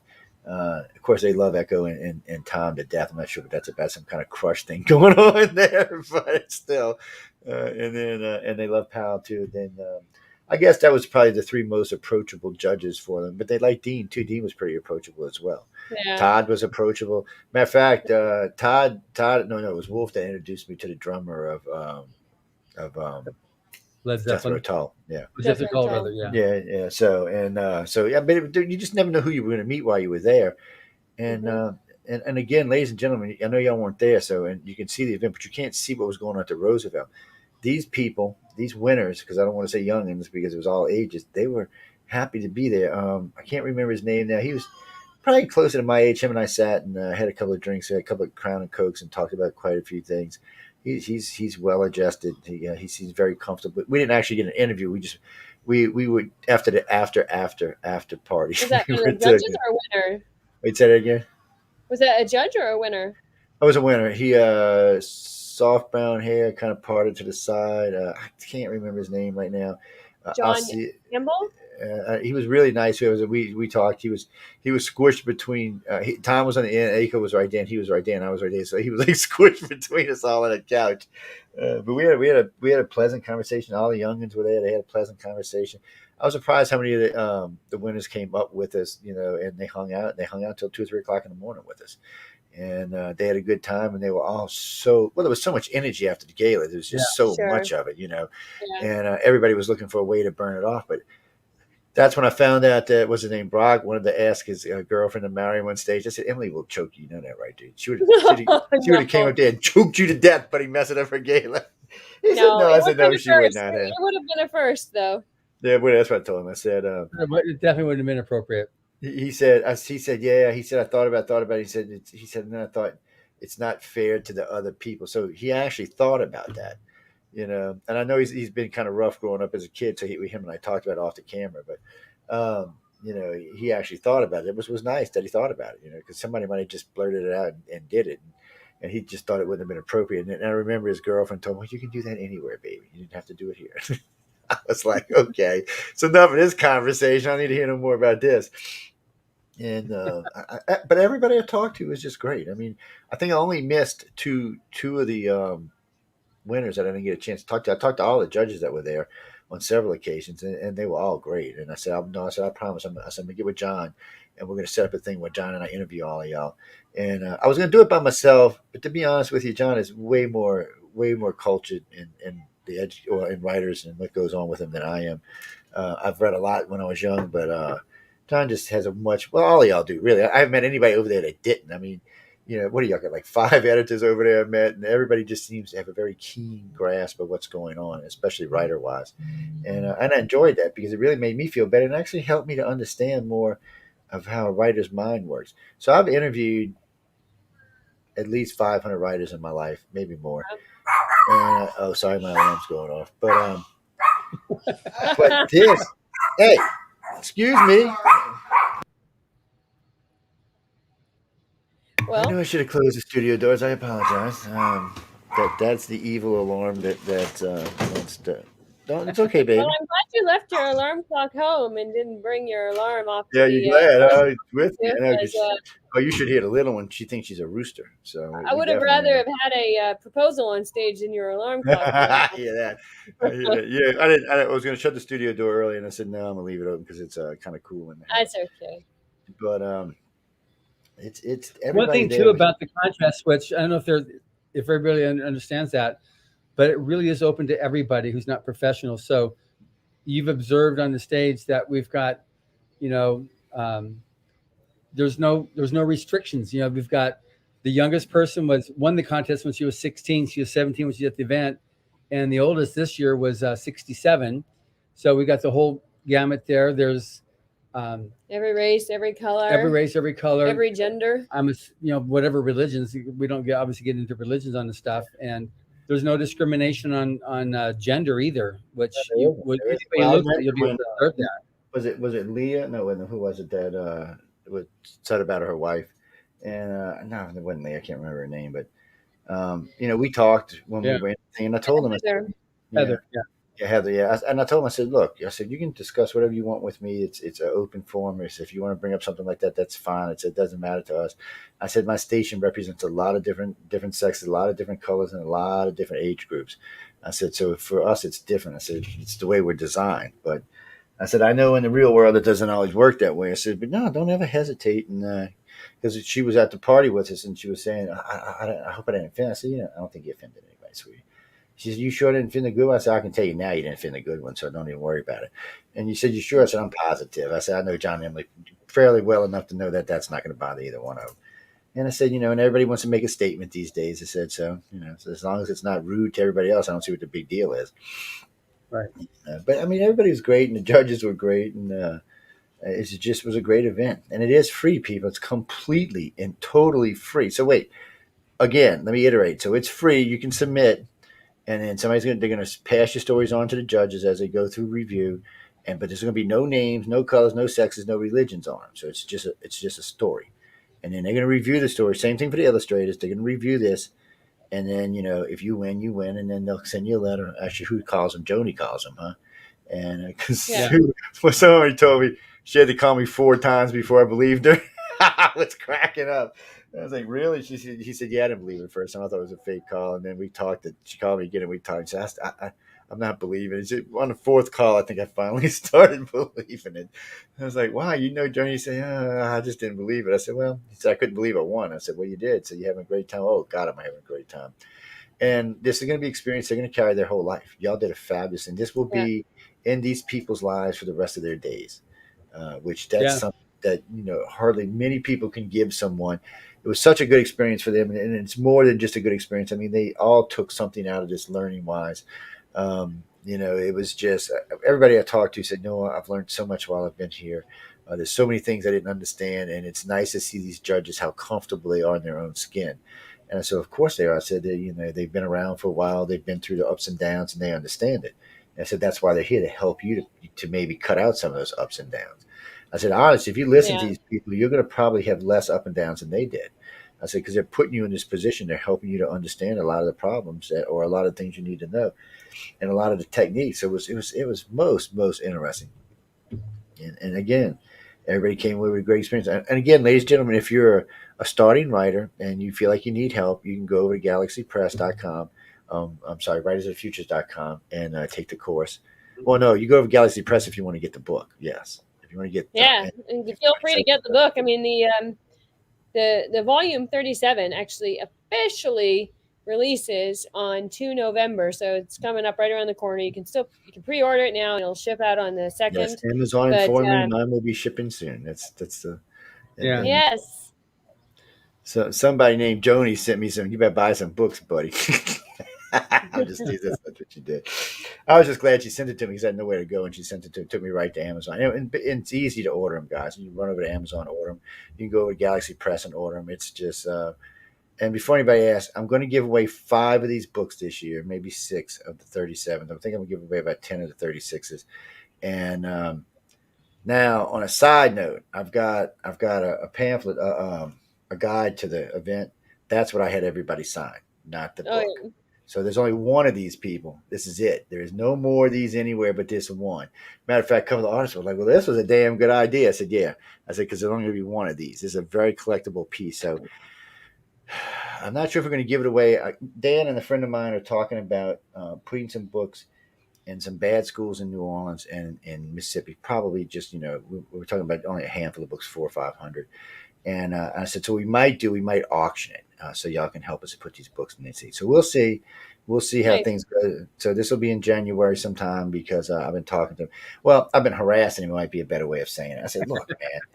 I said, this is a great idea. I said, when I talked to Dory had a great idea of what they were doing in Alabama. I said, we can't be letting them Alabamians show us up to me. Come on, that's just not right. And he started laughing, and I said, I know you got as much money as God does. I said, so think about it. I said, we're only talking, a handful of books, maybe 100.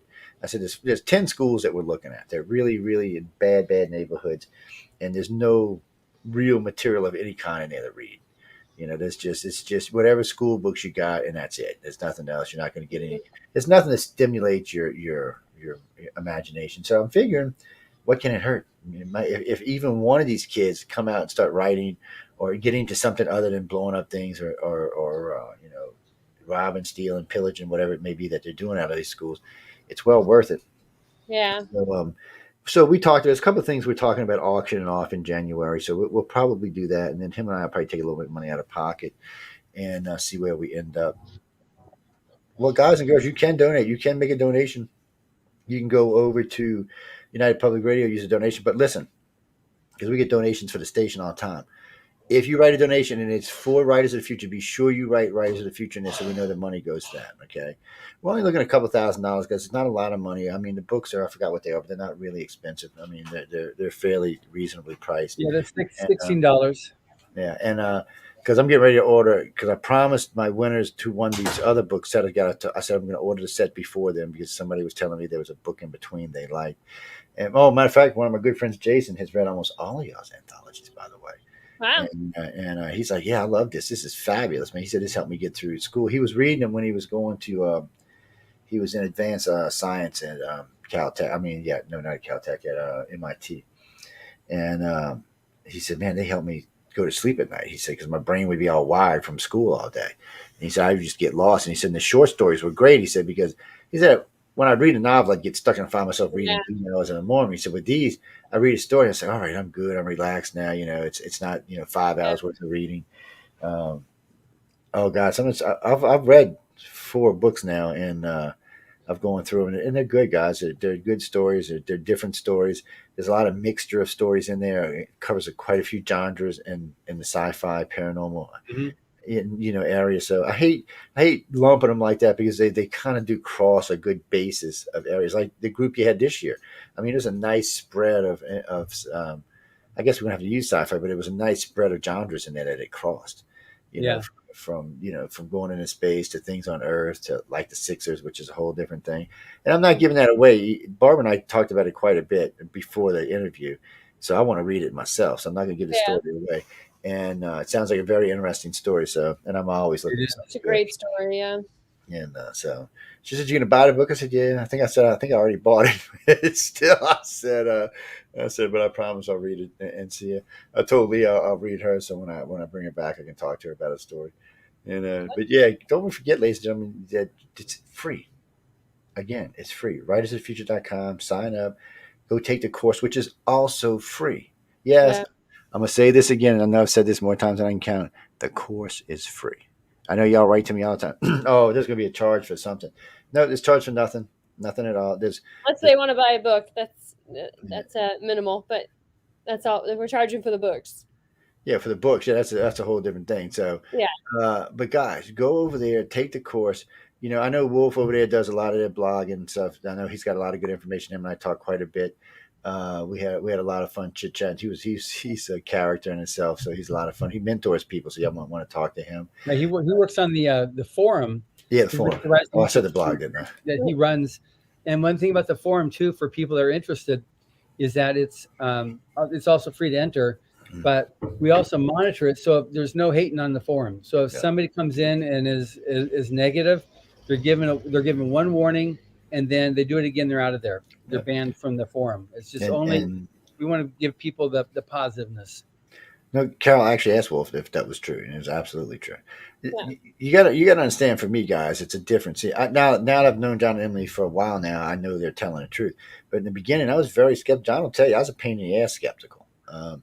It's I can't help it. It's just who I am, and after talking to these guys for a few years, they really sold me on this, and from what I've seen myself. But after attending the event, look, I'm telling y'all now, these are the people. I know there's other places you can submit, but these are the people you want to submit to.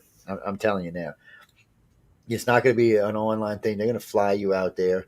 They're gonna take really good care of you, and you're going to learn a lot of information. You may go back and be a famous artist or a famous publisher. Quite a few famous people are actually there while you're learning. Some of these writers and illustrators you're talking to are top of the line. You're not going to find you. Let me put it another way. In order to talk to the people that these winners get to talk to, you would pay tens of thousands of dollars. You get the information that you're going to get in that 7 days crammed into your head. You literally, if you went online and tried to do this, you would pay tens of thousands. You're just not going to get it. You're not going to be able to go directly to the judge and say, "Hey, not one who's got all these books to their credit," and say, "What about this? What about this? What about this?" That would cost you tons of money. See, these guys are there for this. They're going to talk to you. They're going to tell you. You're going to answer your questions. I did not see a judge there that was not approachable and would not answer a question. Not one, even Right. for me. And you know how big a pain I am. So I'm just they were great. They were great people. None of them felt like they were being harassed when somebody came up. And I told every winner that I met the same thing. If you got a problem talking, come get me. I'll walk over and introduce you to them. I have no problem. They're like, "What?" I said, "No, that's what I'm here for." I said, "But don't be scared." I said, "They're here to talk to you." Oh, I can't. Was it Powell? Was it what was it? Oh no. Oh yeah, because I got a great picture of him coming down the hallway. He looks like he's dancing with a Coke can. It's a great picture. And somebody was like, "Oh no, I can't talk to him. He's so far above me." I said, "Well, he is far above you, but you can talk to him." He's like, "No." I said, so he came by. He's going by. I said, "Let me get a picture of you like this." I said, "This gentleman wants to talk to you." I said, "Let me get another picture of you standing still." So I got a picture, and then they just went to talking, and I went on about my merry way. And it's kind of nice for them to have an in kind of a medium in between because I'm approachable by anybody. I mean, Yeah. come on. Then I tell them all there, and I introduced myself when I came in. I said, "No, if y'all need to talk to me, you want anything, just ask me." And again, Emily and John, y'all were fabulous. You both look. By the way, y'all both look great on the red carpet. You look like you belong there. That's why the youngins were calling you a power couple, man, because that's what y'all look like strolling on down there. I was like, "Damn, look at him, man. Shh, gotta get back. They're giving off radiation and stuff." But everybody looked great. Uh, I want to give credit where credit's due, and really, I did not see anything there. And I looked. Don't get me wrong, ladies and gentlemen. I look for anything to criticize them on. I'm not going to lie to y'all. I mean, part of my job is to see if everybody's telling me the truth, and I looked everywhere to see if I could criticize. There was nothing. And come on, guys, y'all know me. Anybody who's listened to me more than a year knows I'm pretty good at finding dirt on anybody. I mean, I've done this for years, and there was nothing to be had. It was just like there was. So again, y'all know I'm going to be pushing them all year long now. So I'm just warning y'all ahead of time. You gonna But I come was, out in April for the next one? oh yeah, I'm ready. I did tell John this time I'm gonna bring a little bit more equipment with me because I would Yeah. like to record. I would like to record the judges' events, not so much just for prosperity more than anything, but a couple of the youngins had asked me about it, and I said, "Well, no, I don't think they're recording it because I don't think I think some of them were worried they weren't absorbing all of the knowledge." And then I noticed with the artists in the room we were using downstairs, the room y'all were using downstairs, Mhm. um, they should have had something to maybe a mic or something. It was too quiet in the back. Mm. Yeah, I And noticed the that too. Some yeah, yeah, of and the them reason I realized that is I was sitting up there waiting for the class to end so I could introduce myself, and I seen 4 or 5 people playing video, which means they couldn't hear him because I was having a hard time hearing. Of course, he also talks a little softer than some of the other judges, but I noticed 4 or 5 of them in there it was a little bit quieter. So we bring some equipment that won't be an issue, and then y'all can always put this stuff on a private site somewhere on a page so that they can re-access it because I don't right. necessarily think it needs to be on your website per se or anybody's website because it's a lot of information. But it would be nice for them to be able to go back, and you could actually even make it part of y'all's classes or courses down the line. You can sift through it because you're going to know far more of what's in there than I am. I can listen to it all day Yeah. and learn stuff, but you're really going to understand it more than I am. So, no, Pete, I know when I'm over my head, friend. Let me tell you when I'm not an author. I wish I was, but I'm not. Even Emily keeps talking me into right. Okay, before we move on to the next segment of the show, I've gotten 3/4 of the way through the course like 4 times now, or 3.5 times, we'll say, and I've gotten 26 pages written, 28 pages written. Do So it, Joe. yeah, so maybe like 41 or 42 I'll get to submit. And no, I'm not. What do you mean? I'm putting a pin name. I'm not letting Emily and John see that. You got to be kidding me, man. No telling what that stuff's gonna be like. You The know, stories don't even come to us. Like when we say it's blind judging, it's like for real. It comes it in the is. system. And the moment the person hits enter, it goes into this folder where the judging happens, and the name and everything gets disappears. So even if John and I were to like go in there and look at the story, we would just see a number in the story. There we go. Who's this jibber jabber from? That's gotta be from Joe. I'm sorry, I couldn't resist. But Uh, love But yeah, people. we don't see the stories until actually the judges, and that's one thing people have to know too is that the winners are who the best in the industry say are the best. So it's not us. It's Yeah, they not were like serious too. we don't do any of the judging or yeah, selecting or No, vetting or anything. Like we John and I don't see the stories until all of them have been selected for the year, and that's when we actually start seeing the stories. that's when y'all get to. yeah. And Filipino. the No, stories too are also are good for middle school on up. So it's a certain type of story too. We don't do the there's no porn in there. There's no super graphic violence in there. So it's gonna be appropriate for middle school on up. and by the way, that's fabulous that y'all actually do that because it actually helps the writer to use more of their imagination. Because you can Yeah. throw in and kind of blow it up, kill them stuff in there, or sex sells everything. So Yeah. it's yeah, none of that, I agree with you. None of that needs to be in there. I think y'all do a fabulous job. No, actually, Filipina, I talked to the judges, sweetie, and I asked them if it was blind judging. You guess what they told me? Yes, it is. Oh no, every one of them. Yeah. I phrased the question different for everybody. I even backed a few of them in the corner and said, "Are you sure this is you're not getting some ching chang for that?" No, they're not. Um, it's exactly what it And appears then to be. I know you. Okay. sometimes a judge will recognize an artist or a writer, and they'll recuse themselves. Yeah, we had that once with Brandon Sanderson, where he started reading, he started judging the one of the quarterly finalists, and he said, "Uh oh," he said, I can't judge this quarter because I recognize the story because it's from a student of mine." So he had to pull out, and we had to get somebody else to judge that quarter because was and so he had to step down for that reason. So we have a good group of judges that are they're there for. Integrity is in on the Yeah, contest. yeah. Yeah, all the ones I'm at seem to be legit and exactly what they say they are. So, and remember, guys and girls, these aren't first time story writers or I got my first novel that. I mean, what did Dean tell me? 240 books to his credit. I mean, that's crazy. I think Todd said he had 65, but we were going. These are authors who write, make a living at it, and make a good Kevin living Anderson's at got it. 150, 160 Yeah. novels. Yeah. So I mean these are not playtime people. These are people who can actually help your career along. So that's another reason to submit because if you win, and remember the way the course is designed is to help you to do that. And if you win, you're going to get to meet these people. Yes. So let me put it another way. So you can go see what all the judges that were there, and then now you can write to them and see how many of them write you back. That's not if you're not a part of Writers of the Future. I'm just saying they're busy people and they're writing their own books and they got their own work. So this is a place where they take their time and dedicate it to the winners. Yeah. Yes, these are like I said, these are all these writers and illustrators are pretty well known, or actually like what some of them are very well known, and they're taking their time to talk to you about how to make your illustrations or your stories better. I mean, I don't even know where you're going to get that for free, people. I got to be honest. I mean, most places, most courses I see online are anywhere from $5,000 to 25,000, and it's usually one author that's doing it. Not. I mean, this is a ridiculous amount of people you get to meet. And then of course you get to meet the good ones, which is worth the trip in itself. So y'all should win just for that reason. Just watching them run around is worth it, man. And somebody said, "Who was it?" I was doing a little mini remote, and somebody said, "Who was that?" I said it was Emily. Went by and John went by. I said they don't stop for 5 minutes, man. They're like, shoo, shoo, shoo, shoo. I said it's just like a chicken with a head cut off. Wait, where'd you go? Where'd you go? Where'd you go? Here you go. I said I would not even try to keep track of them. I said they'd be running all day. I said all the judges were like that. Everybody was moving around. Everybody knew where each other was. I liked the way the classes were run. They were comfortable. It made you feel comfortable while you're in there. I liked the way they were laid out, so people could spread themselves out and feel comfortable while they were sitting there listening. And again, people, I actually learned some stuff from this. Yes, but I sat into 5 or 6. I missed the first 2 days because I wasn't there, but I sat into several classes after that, and every class I sat into I actually learned something. Of course, I'm a rookie. Remember Nice. that. So but for y'all, I mean, if I can learn something, y'all can learn something. And And again, all the judges were very approachable. All of them. Those workshops are super exclusive. Yeah.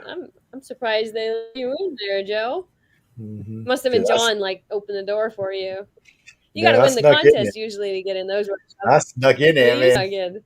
I snuck in there. I was like, watch me slip into the back of the class. They ain't even know I'm in here. And actually, no, I asked a question in one of them. I was like, wait, go back. I need you to say that again. But And the they judge asked said, "Which story was yours?" pretty much. And I said, well, I don't have a story. And he kind of looked at me and he just went on and answered the question. Oh no, that's what I said. No, I said no. I'm just here for press, but I was curious, and yeah, that was the standard answer I gave him. I said I'm just here for press, people. I'm not here to bother anybody. And sometimes they look at you press, and then something like, oh, okay. It was kind of a love hate kind of thing, but it was a great thing. And no, I think I sat through. I know I sat through Nice. two of the R's because I was filming the day they had the models down there, the two girls that they had the Oh yeah, the sword with. Yeah, salon. and that was the first time I Yeah. met Eco, and she was posing. I was taking. I said, "Well, what do we need him for? We got you, baby. Hold on, pose to the left, pose to the right," because she was showing the girl how she wanted to pose. And while she was doing it, of course, I was Oh, snapping nice. pictures. And I said, "Oh, I got some good information." And then after that, we hit it off pretty good, and we talked quite a bit. And she introduced me to a couple other people. But it was nice the way everybody was milling around, handling each other, being nice, and again, everybody was very approachable, not just for me, but for Yeah. everybody. And Yeah. because when somebody said, "Well, why don't you wear a press badge?" I said, "Because I want to scare you people." I said, I just want you to know I'm here. And that's like, don't need no press badge, people. Y'all getting all nervous then. I know one of the guys at the hotel got nervous when he said, "You're press." I'm like, "Yeah." He said, "You're not here for the hotel." I'm like, "No, I'm not here for the hotel." I just Oh, started laughing. I said, "No, I'm here because the Writer of the Futures is here." But Glenda, what was your question? Oh no, I can answer it. It's free. No, it's free. No, it's free. No, the course is free. The submission is free. The judging is free, and it's all anonymous. Yes. No, they're telling the truth. I was there. They're telling the truth. I know it's hard to believe, but it's because matter of fact, Glenda was telling me a couple of weeks ago about a I mean, company it knocking is him. a lot of money. Oh, it's a lot of money. It is a lot of money that's spent on this thing, but it's all funded from L. Ron Hubbard from his estate. He set up in 1983 when he created it. He passed away in 1986, and in his will, he put in there that his estate would continue to fund this contest. So that's where it comes from. And he remains one of the highest paid authors still today, even though he passed away in 1986. So that's 25 years. So he's still one of the highest paid authors. So that's what it's the royalties that pays for it. People, y'all need to win. That's all I'm telling you. You need to submit and to win. I would look. I'm telling everyone who's going to hear this in the future and when it's archived, submit. Again, the worst thing that will happen is they will tell you submit again later or submit again next Yeah. time. That's the worst thing that's going to happen. And I actually asked the judges about feedback, and they said only if you hit like honorable mention or something will we give you feedback. Other than that, they said they would just tell you to submit again. And yeah. I'm telling you, none of these people were rude, nasty, or mean. We're talking about fairly famous people here that have big books and big things to their credit, and they were very approachable. They weren't snotty, and there was no big egos in the way. Actually, I probably had the biggest ego in the place. So that tells you something right there. It's no. I mean, in all fairness, I mean, well, maybe Dean and I might be close, but everybody and Tom, but Dean and I and Tom, I have big egos, but for the rest, everybody was very, very well mild mannered people, and it's rare to see that when they're as famous as they are, or they have as much credit work that they have. When you hear you're great enough times, it tends to give you an ego. And I'm sure a lot of these people we're talking about have heard this many times in their careers. And still, they were approachable, nice, went out of their way to work with the students. I shouldn't say students, but to work with the winners. And that was amazingly surprising to me.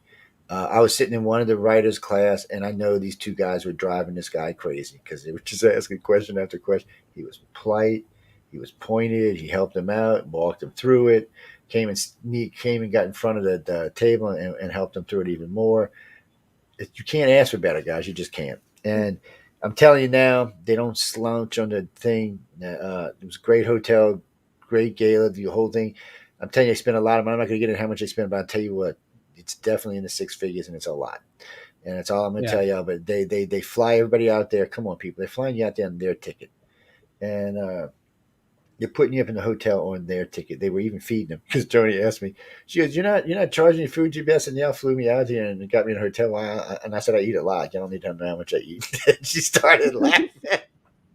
Well, we And I don't. said, We cover some of the meals for the winners, like we have a barbecue and with the Gala "Yeah, awards and stuff. But for the most part, they do cover their food when they come well, out. that's good because a lot of them boys could eat. I can tell you, like me, Yeah. I could eat." We were laughing. I bought somebody breakfast. I said, "No, we can all eat." I said, "We all big boys. We eat a lot." And but I had a great time. I really did. I mean, but I I'm did so tell. What glad is that you it? made it. Huh? I'm Wait, say so that glad again. that you made it out to the event. Oh, I was so glad y'all brought me out. What are you talking? I just and I was talking to somebody the other day, one of my friends that works for the local library at Tulane, and I said, "Dude, you need to include these books in your collection." I said, "If they're not in here," I said, "I'll tell you what." I said, "Why don't you find out what you have and you don't have?" And I said, "I'll get you the rest." I said, "I'll buy them myself and y'all can put them in here." Tulane is a huge library. It's Tulane College and it's an Ivy League Yeah. college. And I said, he said, "We might have some." I said, "Well, send me a thing and tell me which ones you have and you don't have." And I said, "You can make them part of your Linden library." He said, "Well, that's a good idea." I said, "Yeah, just." I said, "You got my phone number?" Because I was doing some promotion for them for donations and stuff for their football team and something else they had going on. And we got to talking about it. He said, because we got to talking about the different libraries around the city and how nice some of them were. Tulane is not like a typical library. It has a lot of artwork in it. It has a lot of maps of the city. I guess it's a library, but it encompasses way more than just books. And Nice. it's a great place. When I was a kid, I used to go hang out there. I mean, if you had an imagination, you could get lost in this place. It was all glassed in. It was 4 stories. It's probably a good 400,000 or 500,000 square feet. And it's even for an Ivy League. I guess they need to have a good library on it. So anyway, him Yeah. and I were talking about it. I said, "Well, just tell me what you got and you don't got." And I know he said he had 1 through 12. He wasn't sure about the rest. I said, "Well, just write to me and tell me." So I'm getting ready to make another order with him because I got some stuff I'm giving away for the holidays. I said so. He said, "Well, give them to us." I said, "No, I still got to give them away for the holidays." I said, I got people expecting to see books." I said, "We don't want to start no war." I mean, last year we gave away 575, so I'm gonna try to give Wow, away a that's thousand great. books. I'm gonna try to give away 1,000 books this year. Well, we have a lot of publishers that send us stuff, usually books that they're trying to get out into mainstream somehow or another. So they'll send us a lot of books that way, and then Books a Million and Barnes and Nobles actually donates usually 100 books each a year. I don't. I Wow. Nice. never. I never know what they're going to be. They just send them to us. And last year it was. How can I say this? It was all girly stories from Barnes and Noble last year. It was just. Hmm. It might not be the correct way to say it, but let's just say it's stuff my wife would read and I wouldn't, and that's the only way I could say it Oh, without good. getting myself into too much trouble. Marsha, the Goodwins are there. They're crazy running around while they're there. They're working their asses off nonstop. And like I said, they made sure everybody was being taken care of, and what they weren't handling, somebody else was. I mean, there were so many people involved in this, and so many people being nice. And then, of course, there was a few of us around there taking pictures nonstop. I would mention her name, but I can never say it. So it's Maliva. Maliva, Miss Picture Maliva. Taker. Her and I went in a picture taking frenzy. Is what we did, but I got a lot of pictures of her too. So we had a lot of fun, and everybody there was just I had this stuff. Maliva and Sarah just kind of walked me around, kept me from losing my mind, and keep me in certain places. They were both great for that. Kelsey showed me some stuff, where it was and things like that too. I think she's scared for me to interview her. This I told her last time she wrote me. I said, "Chelsea, I don't bite unless I'm asked." And I said, "I promise you, it'll be a soft, quiet interview." Because I think I make her nervous. Yeah. I Yeah. do. Yeah. Some people I just make nervous. It's just one of them things. And somebody asked me about Emily's first. I said, "Emily will kick my ass. What are you talking about? She's a Canadian girl. She ain't worried about me." And the Reds told me to tell you hi, and they love y'all and Oh, stuff like good. that. Oh, good. So I Yeah, I want told to get them them back to. on again. I want to get back onto the podcast again. I Yeah. had one of the people at the office said that was their favorite interview was with them, so they Oh want me yeah, to. they're great. She's doing. I call her Canadian Elvira these days. So she's out actually doing stuff for Halloween today. Or she would have joined us. And Amelia's great. They're both a lot of fun. We're talking about the Outer Realm people. If y'all don't know who we're talking about, but no, John's podcast is on Monday, but I'm going to move it because he hooked me up so good. So I'm gonna hook him up, and I'm gonna move him probably to Wednesday night, which is going to give somebody a heart attack. But either Wednesday or Thursday. So it's gonna be a big change from you because Tuesday's 200,000 or 300,000. I'm gonna be expecting a million five on Wednesday or Thursday. So just giving you a Wow. heads up while we're on the air. Well, because if when I leave, I usually leave the girls sitting at around 2.5 million, and then they go from there. So when they leave, there's always between 1.8 and 2.5 on Wednesdays and Thursdays. So it puts you in a nice position. I know you have a good solid voice. You look good when you. Oh, we got to get you on cam, don't we? I was Yeah. thinking about that, watching you run around. You looking good, man. You should be on video. That's good. And everybody. Oh, and that's another thing. So I was talking with some people. We had a bunch of station guys were hanging out. We were prepping. We have a Halloween party coming up, and we were all talking. And I had the video running in the background, and a bunch of ladies said, "Well, who's that?" I said, "That's John." I said, he's not the presenter. He's just the boss. He's letting y'all know what's going on. I said, Joni's the presenter, and Joan's the presenter. And he's like, "Well, he's looking good." And first thing come out of Ellen's mouth, "Is he married?" I said, "Yes, very." He said, "You sure you know his wife?" I said, "Yeah, I know his wife, and she will kick your ass." So I'm just warning you ahead of time, man. I said, she got some kung fu going up there. Y'all better not be thinking that. But no, I mean they were like everybody thought John like something about I don't know, John. You just were how can I say this? Presenting authority, chest out, head up, good straight look, clean cut all the way down. Yeah, I notice stuff like that. Believe it or not, I actually do notice stuff like that. I was raised by a house full of women. That's why.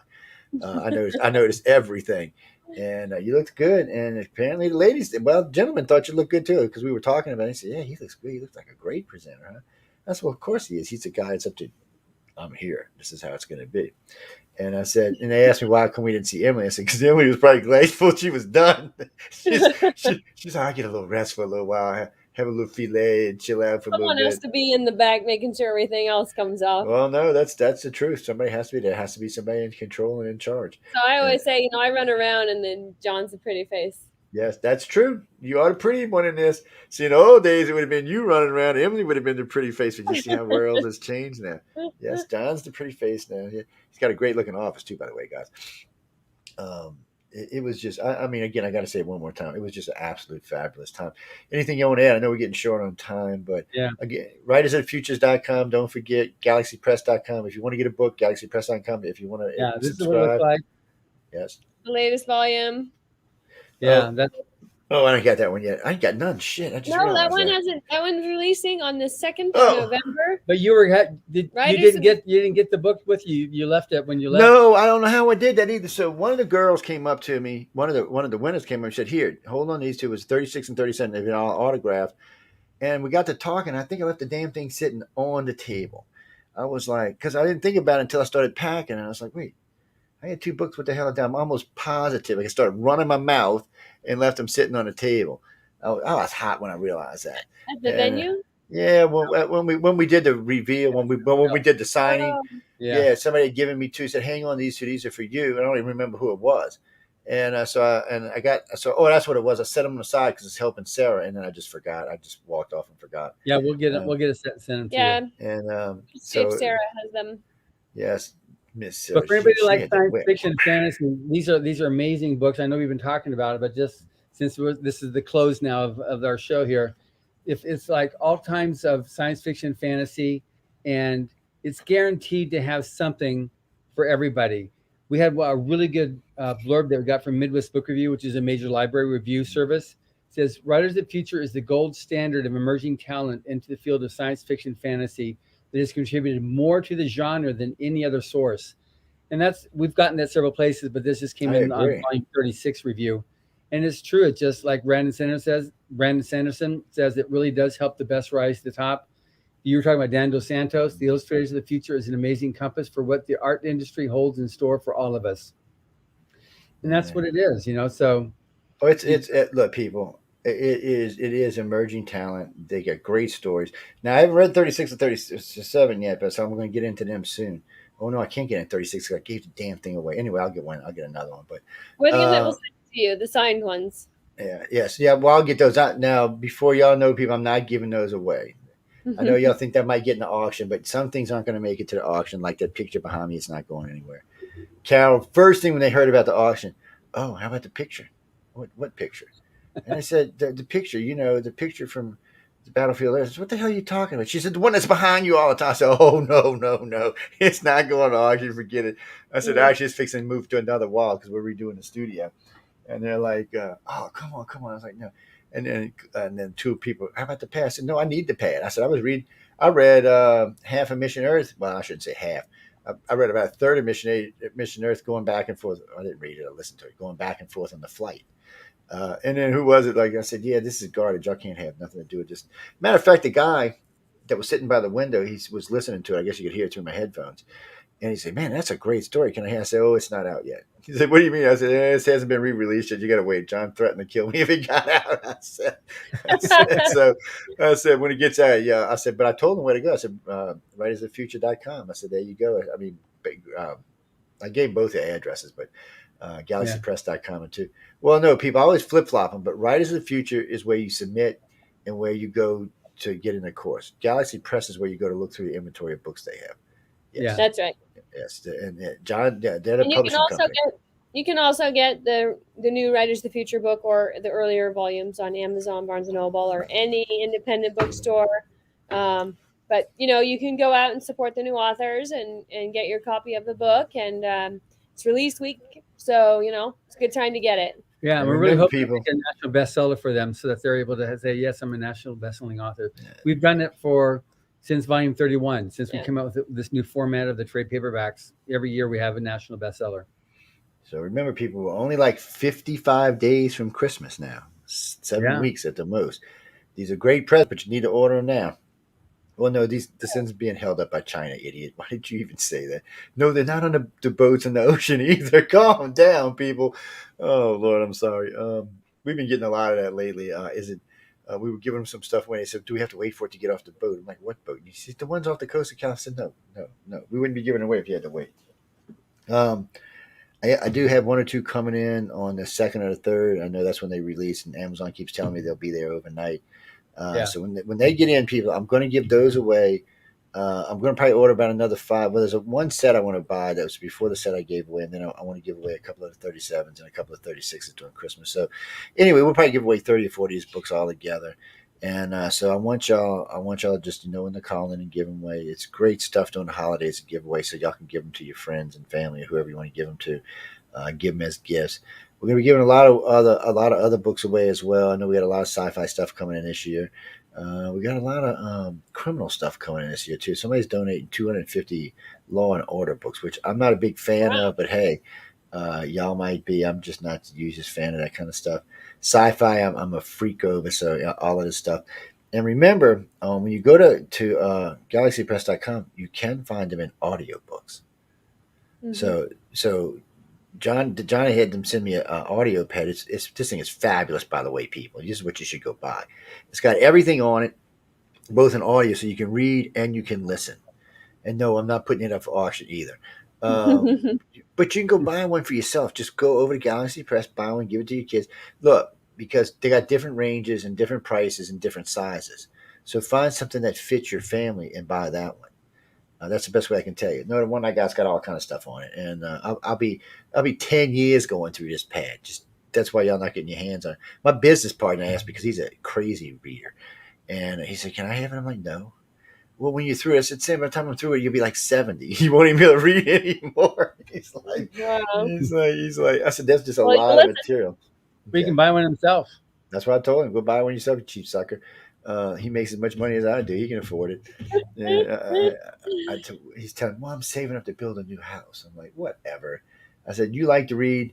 I said, actually, for him, it'd be even better on audio because when he likes to sieve out sometimes on this game, so he could There be you go. listening. He could be listening to the audio book while he's playing the game, and Yeah. have a blast. I do that. Well, I don't get the game anymore, but the audiobook's always with me. It travels with me. It goes with me.